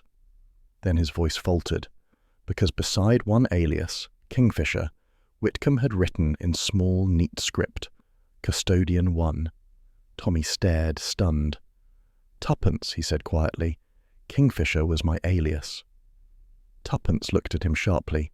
"Yours?" "Yes. During the Lisbon interception, only 3 people knew it. Whitcomb was one." Tuppence took a steadying breath. "So she trusted you?" "Or she expected me to reveal something," Tommy murmured. He scanned the rest of the list. Nettle had been crossed out violently, nearly obliterated. "That," Tuppence said, Must be the traitor she feared. And he or she is alive, Tommy said, somewhere among the beneficiaries. Tuppence read Whitcomb's notes beside the crossed-out name. One betrayed us, one suspects, one is innocent. And the fourth, Tommy whispered. Tuppence looked again at the torn space on Turnwell's scrap. Only together, she echoed, because if the wrong person gets the keys, the wrong person gets everything. They fell silent, absorbing the gravitational pull of the revelation. Mrs. Whitcomb had not simply written a will, she had laid a trap, for traitors, for the past, for the living. The room felt suddenly smaller. The oak case loomed like a relic from a forgotten battlefield, demanding allegiance from the present. Tuppence closed her eyes briefly. Tommy, this is bigger than we thought. She didn't choose us by accident. No, Tommy said. She chose us because she knew we'd investigate. And because you were Kingfisher, Tuppence added softly, part of her wartime circle. Tommy ran a hand over his face. I had hoped to leave those shadows behind. Tuppence touched his arm. Shadows don't stay buried if someone keeps pulling the past back into the light. He gave a faint, grim smile. You're not frightened? Oh, terribly, she admitted, but I've always been at my most efficient when frightened. Farlow cleared his throat shakily. Mr. Beresford, Mrs. Beresford, what are you going to do? Tuppence stood, smoothing her skirt with practised composure. Mr. Farlow, she said briskly, you're going to do nothing. You will remain precisely as you are, nervous, obedient, and discreet. The safest place for a solicitor in a conspiracy is behind his desk. Farlow bobbed his head, desperate to agree. And we, Tuppence continued, are going to keep going. Tommy gathered the envelopes carefully. We'll need to show the Major his letter when the time is right. And veil her own sins, Tuppence said. Farlow whimpered. Tommy closed the oak case. Mr. Farlow, if anyone asks, you never opened this. Not fully. I understand. Tuppence paused at the door, giving him a reassuring smile. Don't worry, we always tidy up our cases. Farlow blinked. Yes, but does the case tidy up its victims? Tuppence's expression sobered. That depends entirely on the traitor. Tommy placed a hand on the small of her back, guiding her out of the office. As the door shut behind them, Tuppence exhaled deeply. 3 keys, she murmured. 3 sins, 3 suspects. And 1 traitor from the past, Tommy added. And 1 lock, she said quietly, still waiting to be opened. They stepped out into the brighter corridor, leaving behind the oak case, the trembling solicitor, and the weight of wartime ghosts. But the burden followed them, unseen, unavoidable, and tightening. The Veterans Club looked different now, not in bricks and mortar, but in spirit. The quiet dignity Tuppence had admired during their last visit had been replaced by a nervous hum, a faint disturbance in the air like whispered rumours trapped in wood panelling. Men in uniform jackets stood in clusters, their voices low, their eyes following a particular corner of the lounge where Major Lethbridge sat stiffly, flanked by 2 police officers. Well, Tuppence murmured as she and Tommy entered, we certainly missed an invitation to something dramatic. A steward intercepted them at once, harried and uncertain. Mrs. Beresford, Mr. Beresford, this is a bad moment. The Major is being questioned. Yes, Tuppence said lightly. We noticed. Who summoned the police? The steward hesitated, glancing over his shoulder. Miss Constance Vale, she lodged a formal accusation. Tuppence's eyebrows rose. Vale. That woman collects lies the way others collect teaspoons. What did she accuse him of? Threatening Mrs. Whitcomb shortly before her death, the steward whispered. Tommy let out a low whistle. That's quite an escalation. The steward wrung his hands. The police had to respond. They're interviewing the Major now. Thank you, Tuppence said, patting the man's sleeve with a reassuring smile that steadied him more than her words. Then she leaned toward Tommy. Now we must tread carefully. Vale is manoeuvring. And the Major, Tommy added quietly, may be in more danger than he realizes. They approached the sitting area where the interrogation was underway. One of the officers, a younger man with an earnest brow, held a notebook, while his older colleague stood with folded arms. Major Lethbridge sat rigidly upright, his face stern but calm. Only the tight clench of his jaw betrayed strain. "For the last time," he said, voice clipped, "I never threatened her. Prudence Whitcomb was a friend, a difficult friend, but a friend nonetheless." The older officer raised an eyebrow. "Miss Vale claims otherwise." Tuppence stepped forward smoothly. "Miss Vale claims many things. Accuracy is rarely among them." The officers turned toward her. The younger one recognized them. "Mr. and Mrs. Beresford, you were here recently, weren't you?" "Yes," Tommy said. "We're assisting the solicitor managing Mrs. Whitcomb's estate." "And," Tuppence added, "Miss Vale has clear motive to shift suspicion now that Turnwell is dead." The Major flinched slightly. "Turnwell? Dead?" Tommy nodded. "We found him ourselves." A shadow crossed the Major's face. "Good man. Nervous soul, but good." The younger officer cleared his throat and addressed Tommy. "We've been told there's tension among the beneficiaries. Miss Vale suggested Major Lethbridge confronted Mrs. Whitcomb about the will." "Nonsense," the Major snapped. "I never knew I was included."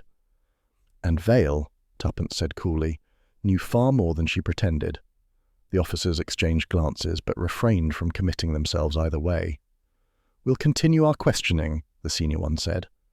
Tuppence nodded politely and stepped aside, but her eyes were not on the interrogation now. Something across the room had caught her attention. A mahogany display cabinet stood near the far wall. Inside were various items, medals, letters, commemorative badges, and directly in the centre, a photograph, a recent photograph. Tuppence walked toward it, drawn as if by a whisper. Tommy followed. "What have you found?" She pointed. The photograph showed Mrs. Whitcomb, her grey hair neatly coiffed, her expression stern but spirited. The signature in the corner read, "With gratitude, P. Whitcomb," and the date beside it was unmistakable. "She was here," Tuppence whispered. "Recently. Much more recently than anyone admitted." "Meaning," Tommy said softly, "someone lied about their last contact with her." Tuppence nodded. The Major claimed he hadn't seen her in months. The staff claimed they didn't remember her. Yet here she is, signing her own portrait as if she were some honoured patron. Tommy looked more closely. This cabinet, wasn't this where his missing photograph should have been? "It was," Tuppence said, "so he didn't remove a random picture. He removed the frame that used to sit in this very spot." The implications shifted like a kaleidoscope.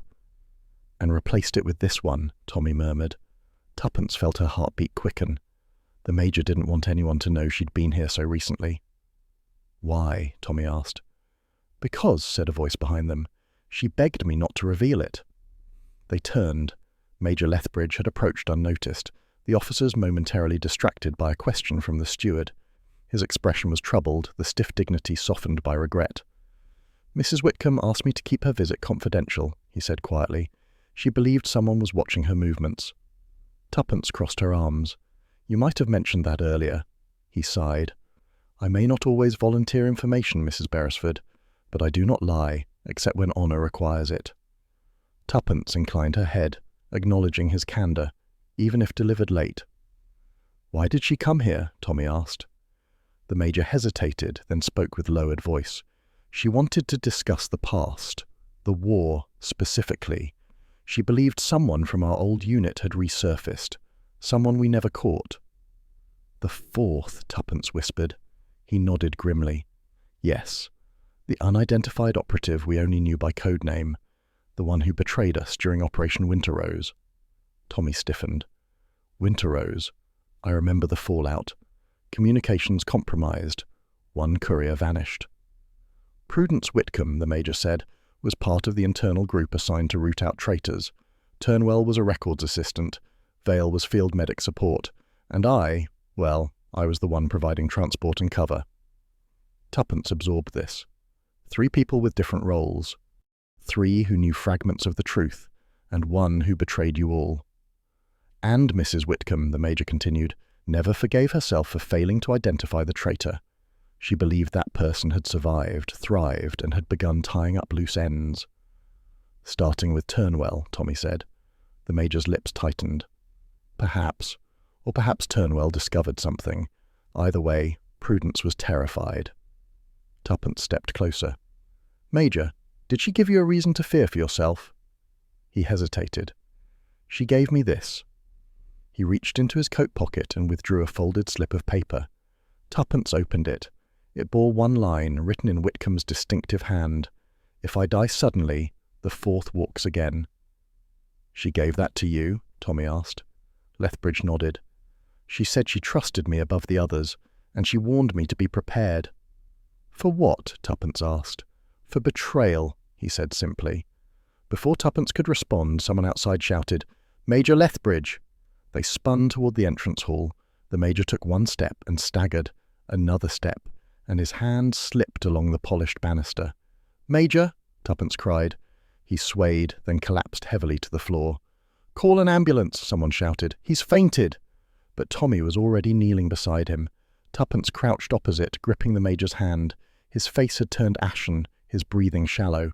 "This isn't fainting," Tommy said urgently. "Tuppence, he's been poisoned." The Major's eyes fluttered open.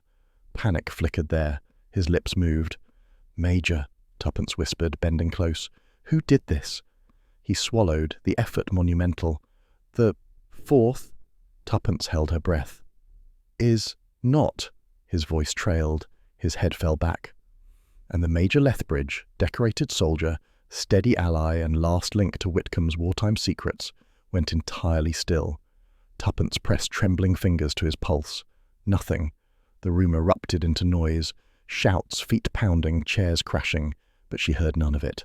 Her mind was whirring, threads colliding. "Tommy," she murmured, "if the fourth is not what? Not who we think, not one of the three, not alive, not alone." Tommy tightened his grip on her shoulder, guiding her to her feet as officers stormed forward. "We'll solve it," he said softly. But Tuppence barely heard him, because across the room, standing partly hidden near the doorway, Miss Constance Vale watched the commotion with an expression too calm, too composed, and perhaps, Tuppence wasn't sure, too satisfied. The police quickly cordoned off the area, ushering civilians away while calling for medical personnel. Tuppence stood near the edge, arms wrapped tightly around herself, fighting the sensation of cold despite the warm air. "He knew something," she murmured, "something worth killing him over." Tommy nodded grimly. Someone didn't want the third key to turn. "And now," Tuppence whispered, "only Vale remains as a beneficiary." "And the fourth," Tommy added darkly, "somewhere close enough to poison a man under police observation." Tuppence inhaled shakily. "This isn't about the inheritance anymore. It's a purge." They stepped into the corridor to escape the crush of frantic conversation. The hallway was dimmer, blessedly quieter. The door to the display cabinet remained ajar, as though Whitcomb herself had slipped through time to leave clues behind. Tuppence leaned against the wall, steadying her breath. "He said the fourth is not," she murmured. "Not what?" Tommy studied her. "What are you thinking?" "That Mrs. Whitcomb wasn't simply afraid of one person," Tuppence said slowly. "She feared a pattern, a shadow. Perhaps the fourth isn't a single individual."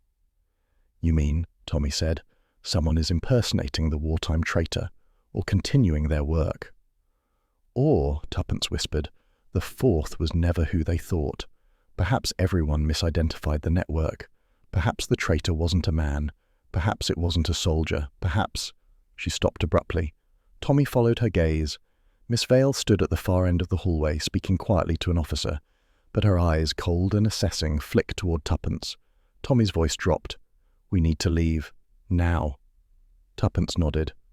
"Yes, the walls have ears in this place." They slipped out through a side entrance, emerging into the street. The air felt sharp against Tuppence's skin, but clarity came with it. "One death," she murmured. "Now two. And Vale positioned exactly where she wants to be." Tommy guided her down the pavement. "She has motive for both murders, opportunity for at least one, and nervousness around the crest, the sedatives, the past. But the Major said the fourth was not," Tuppence insisted. "Not who? Not Vale? Or not only Vale?" "Meaning," Tommy said slowly, "we may have a conspiracy of two." Tuppence stopped walking. A sudden, chilling thought struck her. Tommy, what if Turnwell wasn't murdered by Vale alone? What if he was silenced because he found something both Vale and the fourth needed hidden? Tommy's jaw tightened. "Then that missing item from the crate is critical." "Yes," Tuppence whispered. And the Major's missing photograph. What if it wasn't broken at all? What if he removed it because it showed something, or someone? Tommy breathed out slowly. Tuppence, we're dealing with people who killed during the war, and they're killing again now. She met his gaze, eyes steady despite the tremor in her chest. Then we'll stop them again. He offered her his arm. She took it. As they walked away, leaving behind the Veterans Club, the police commotion, and the shadow of the recently fallen Major, Tuppence felt the testament tightening like a noose. 3 keys, 3 sins, 2 deaths, 1 enemy or more closing in.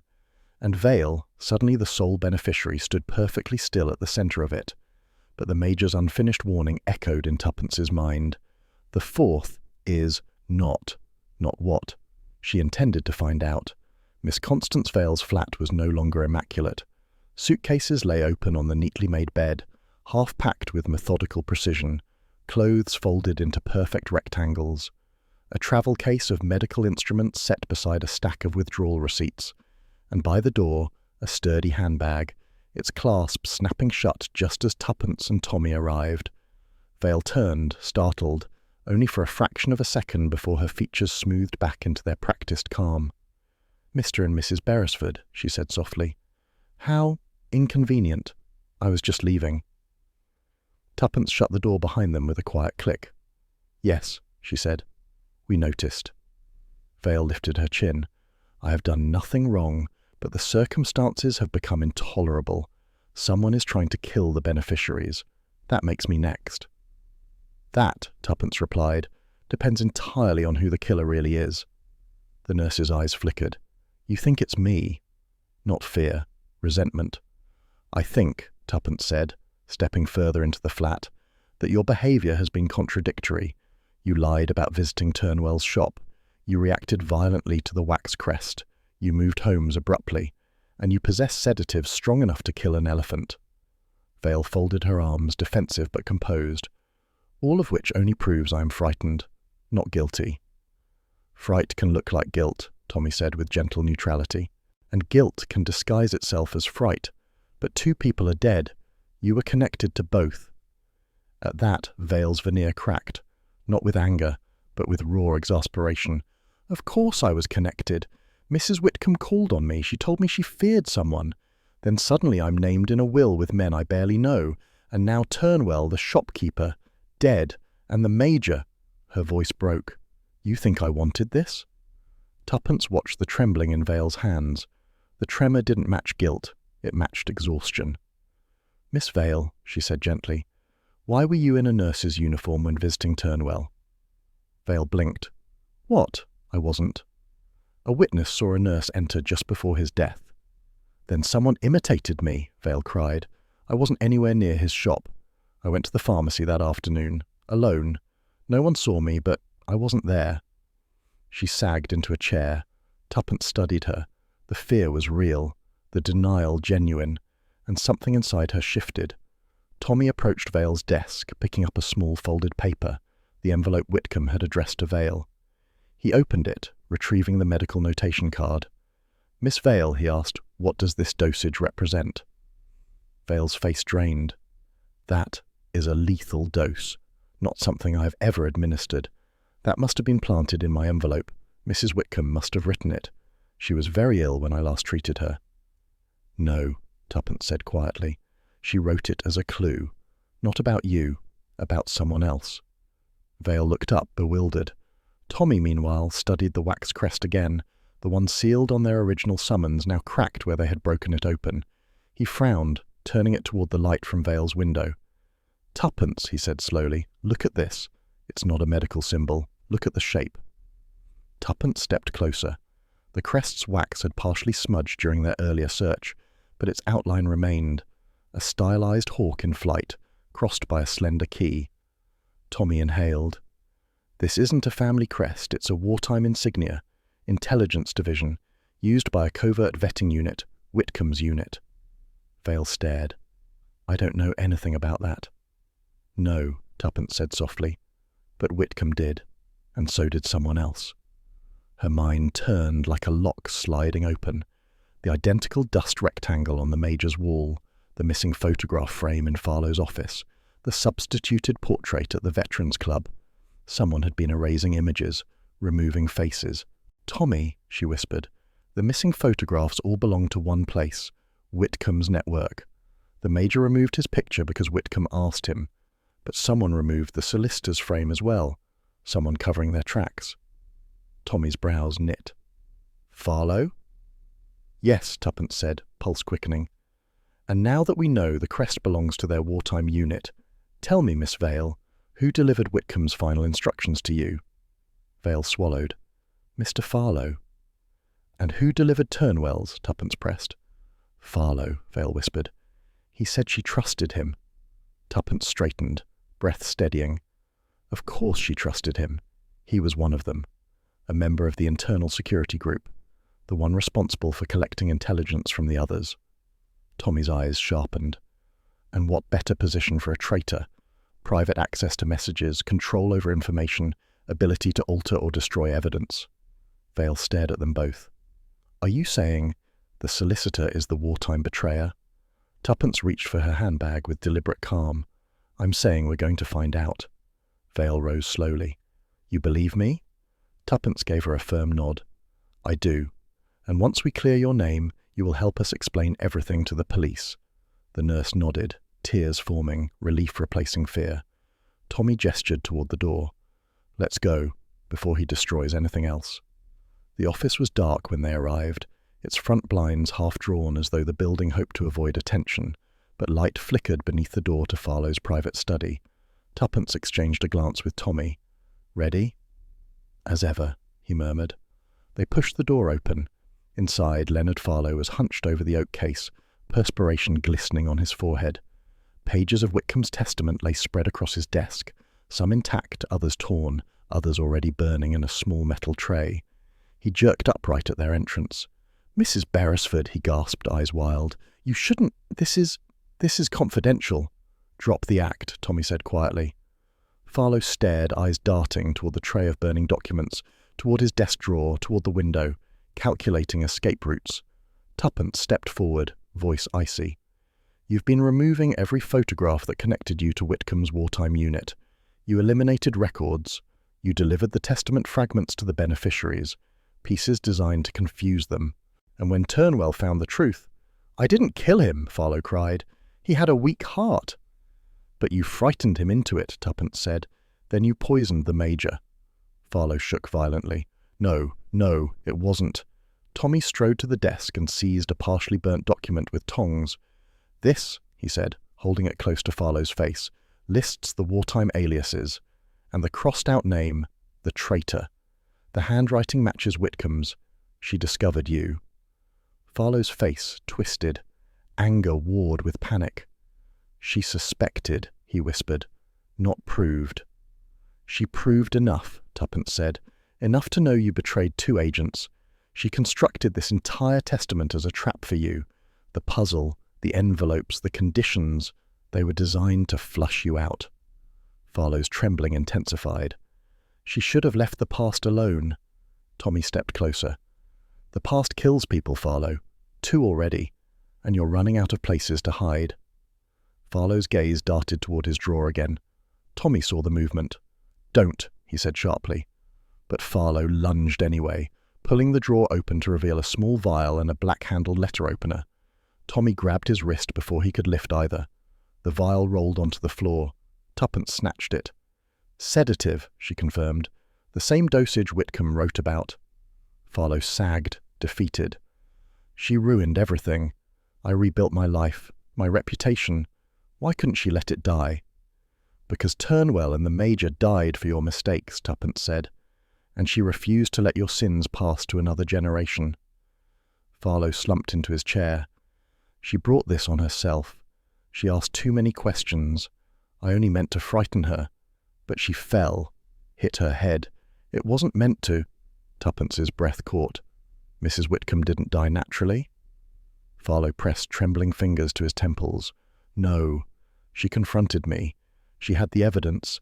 She said she would reveal everything. I panicked." Tommy's face hardened. "And then you staged the will to eliminate the others." "No," Farlow cried. "No, I didn't intend to kill them, only confuse them, make them scatter. But Turnwell found a key, and the Major, he remembered too much. I had to poison him, Tuppence finished. Farlow broke down completely. Footsteps sounded in the hallway. Miss Vale, who had followed silently, stepped inside, her face pale but resolute. "You murdered him," she said, voice shaking. "The Major saved my life during the war. You killed him." Farlow slumped further. "I am sorry." "No," Tuppence said coldly. "You are sorry you were caught." Tommy pulled handcuffs from the side table, left by the police earlier when questioning the Major, and secured Farlow's wrists. Moments later, officers arrived. Vale had telephoned them before they left her flat. Though shocked, they acted decisively. Farlow was taken away under guard, head bowed, his muttering incoherent. Tuppence watched him go without pity. The Oak Testament case still lay open on the desk. Tommy reached inside and retrieved the only document untouched by fire, a small sealed envelope labelled Final Instructions. He broke the seal. Inside was a single sheet, written in Whitcomb's elegant, uncompromising hand. To Tommy and Tuppence Beresford, who always finish what others begin, the truth. Tuppence felt something tighten in her chest, a mingling of sorrow, admiration, and vindication. "She trusted us," she whispered. Tommy nodded, folding the letter carefully. And she was right to. Vale approached them, clutching her hands. I don't know how to thank you." Tuppence squeezed her arm. "Help the police. Tell them everything. Speak for the Major, for Turnwell, for Whitcomb." Vale nodded, tears filling her eyes. "And," Tuppence added softly, "for yourself." Night had settled fully over the street, but after the intensity inside Farlow's office, the open air felt liberating. Tommy took Tuppence's hand as they walked. "Well," he said, tone light but tired, "another mystery neatly solved." "Neatly?" Tuppence retorted. "We've tripped over bodies, traitors, ancient grudges, and a very inconvenient testament." Tommy grinned. "Yes, but we got there." She squeezed his hand. "We always do." They paused beneath a street lamp. "You know," Tuppence said thoughtfully, "I keep thinking about the cracked teacup." Tommy chuckled. "That old omen?" "Yes." She smiled faintly. "Because it wasn't an omen at all. It was simply our life breaking into another case." Tommy lifted her hand and kissed her knuckles. "And thank heaven we had a spare teacup." Tuppence laughed, a warm, relieved sound. The case was closed, the truth restored. Whitcomb's trap had worked, and the wartime betrayer would never harm anyone again. But more than that, Mrs. Whitcomb had trusted them, and the Beresfords had proven once again that trust in them was never misplaced. The small tea room near Holland Park had always been one of Tuppence's favourite places, lightly perfumed by baking scones, with tablecloths crisp enough to satisfy her sense of order but mismatched teacups that delighted her sense of whimsy. Today, after the tense whirlwind of the past week, the bright clinks of cutlery and measured conversation felt almost luxurious. Miss Constance Vale sat opposite them, hands wrapped tightly around her teacup, as though absorbing warmth from the china. She looked more human today, her posture softer, her expression no longer guarded. Fear had left her face, replaced by something quieter and more fragile, the exhaustion that follows vindication.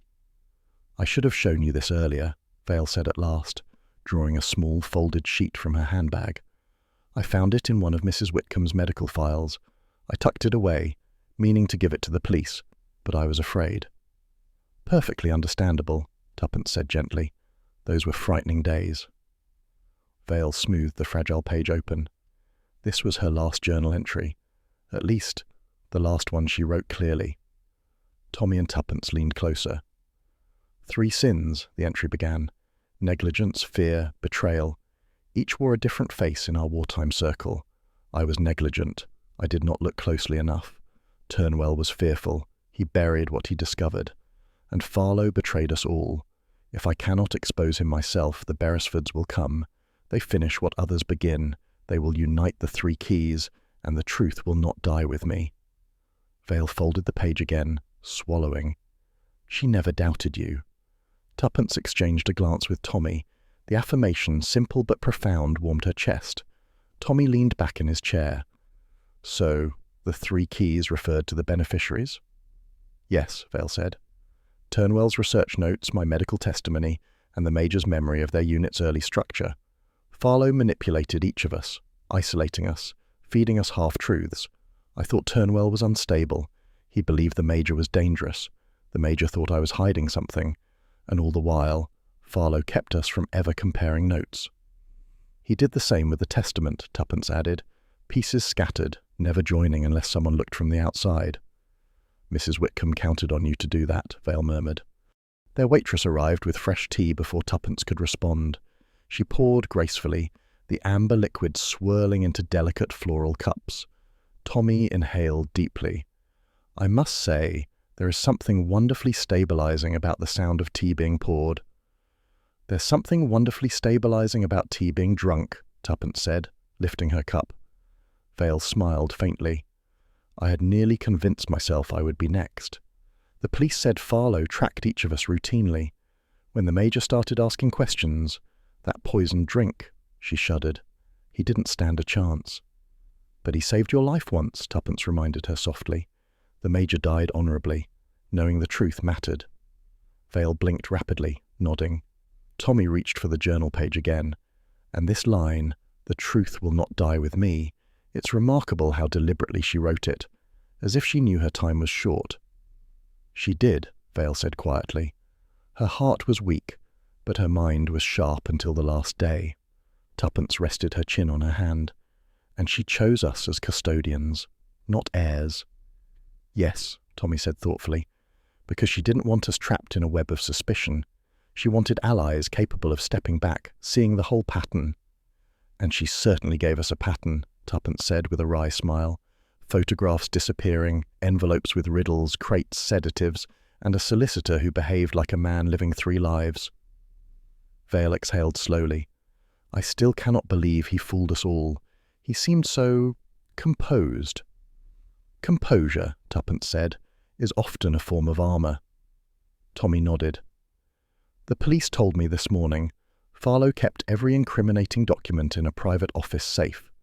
Turnwell found the location during a routine estate valuation. That's why Farlow panicked. And the Major? Vale whispered. He remembered the original team roster, Tommy said. Whitcomb, Croft, Lethbridge, Turnwell and Farlow. He said he sensed something wrong even then. A brief silence fell. Tuppence broke it gently. He also told us Whitcomb always carried a key, a real one. Do the police know what it unlocked? They found nothing yet, Tommy said. But it may not have belonged to a literal lock.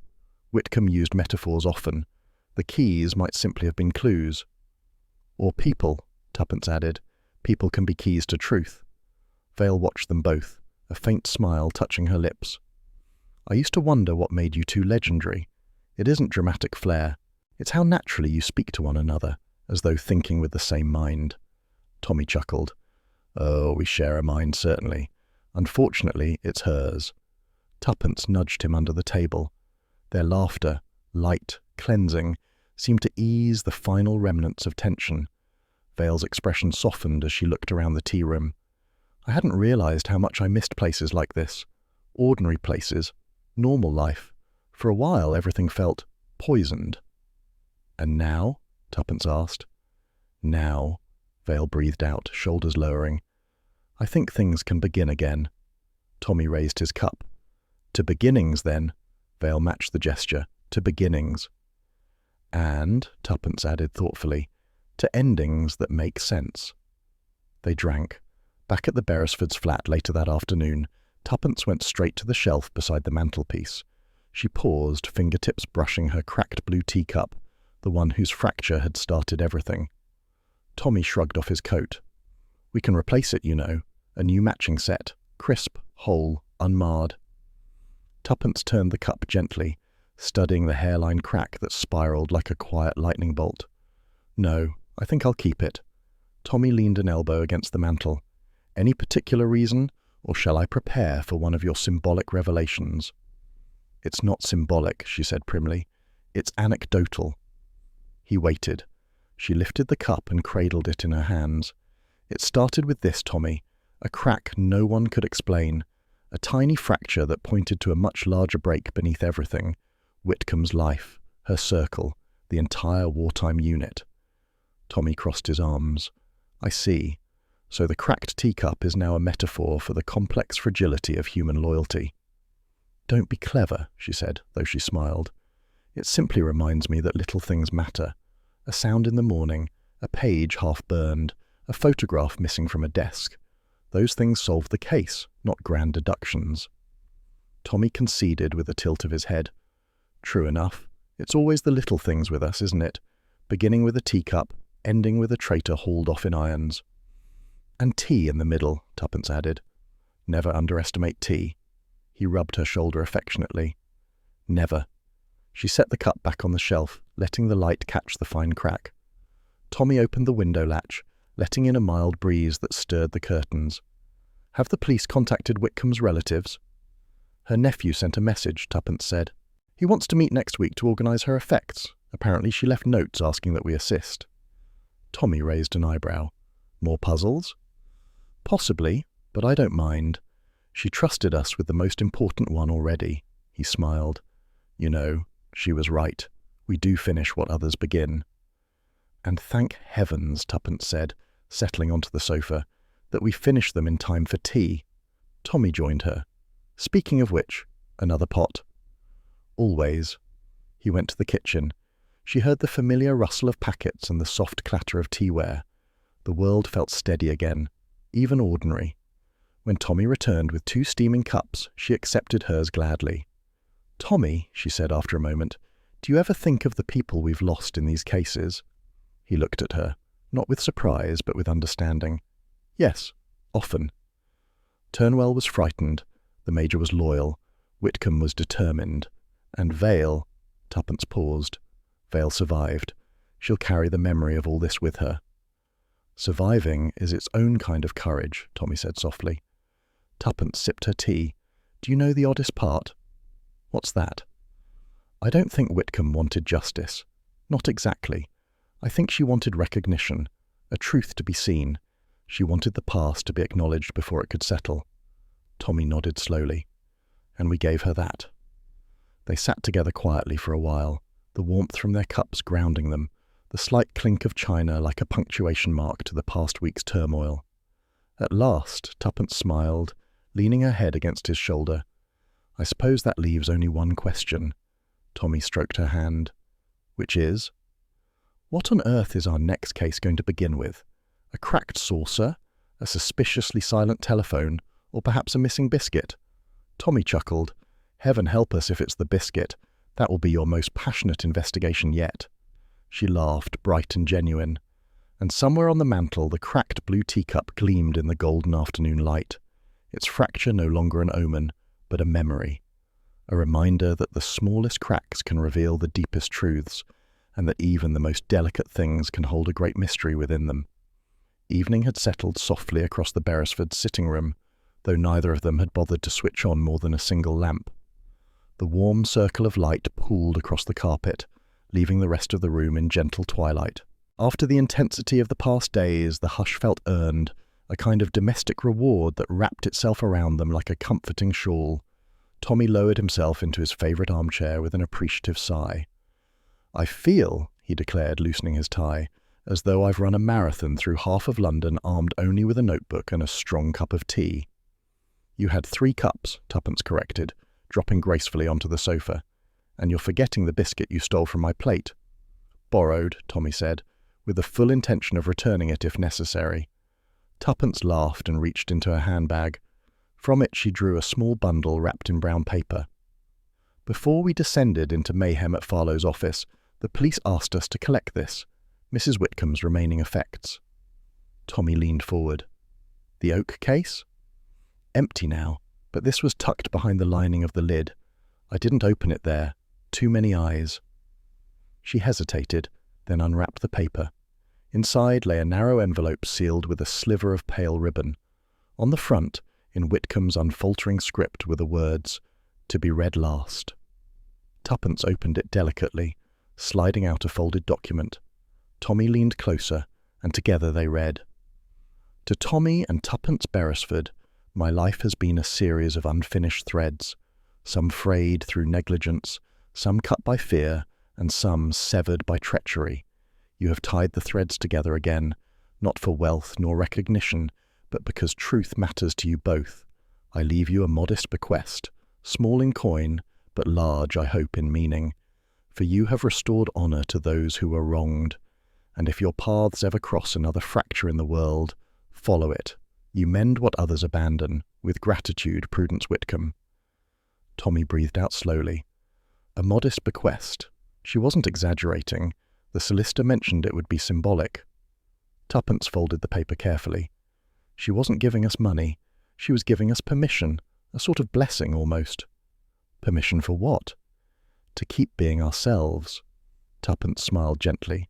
To keep meddling. Tommy laughed. Ah, yes, our primary skill.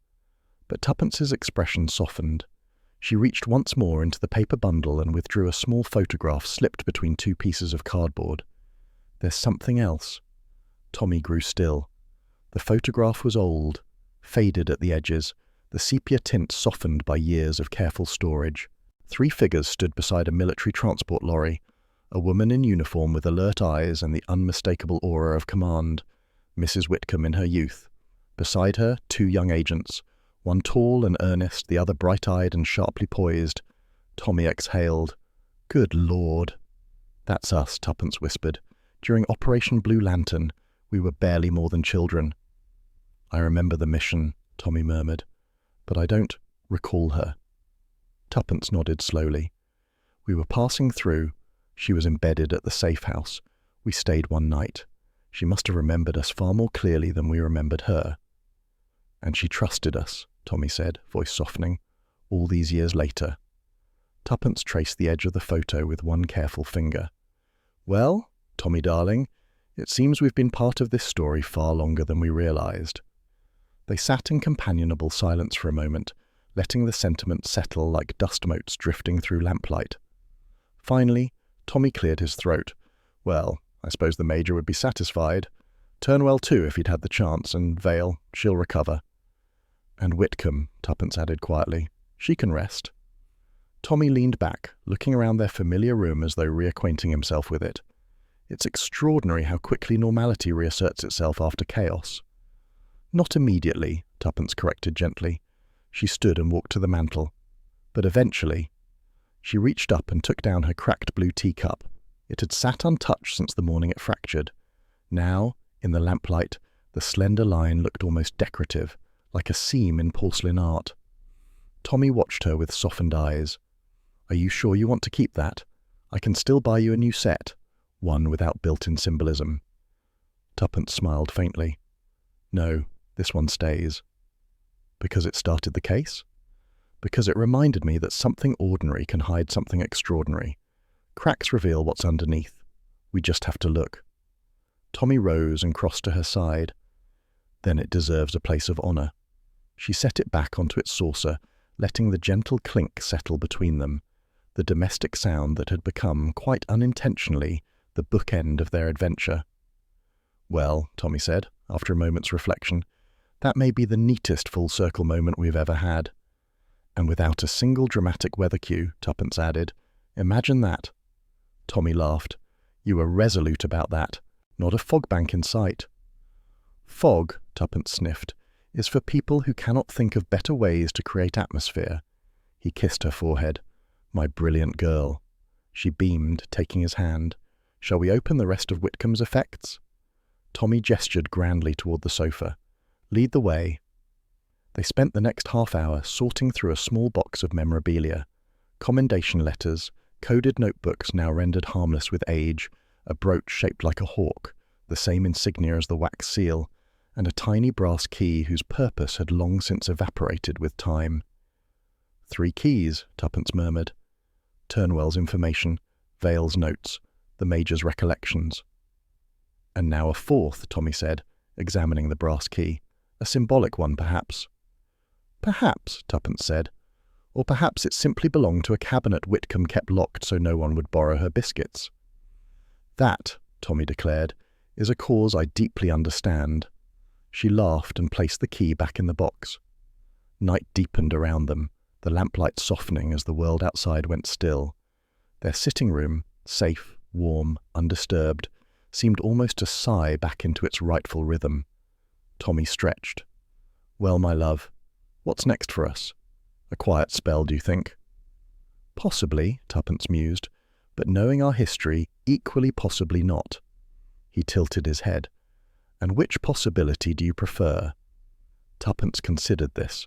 Her eyes drifted toward the mantel where the cracked teacup sat bathed in gentle glow. The one with the right amount of mystery. Not too much to be dangerous, not too little to be boring. Tommy smiled. A perfect middle ground. Exactly. She leaned against him, and he wrapped an arm around her shoulders. Together they watched the shadows flicker across the walls, the quiet room settling into a peace that felt deeply, earnestly earned. After a moment, Tuppence lifted her head. "Tommy?" "Yes?" "If another cracked piece of china appears, kindly refrain from telling me it is merely old." "I swear it solemnly," Tommy said, "on the sacred biscuit tin." "Good," she settled again.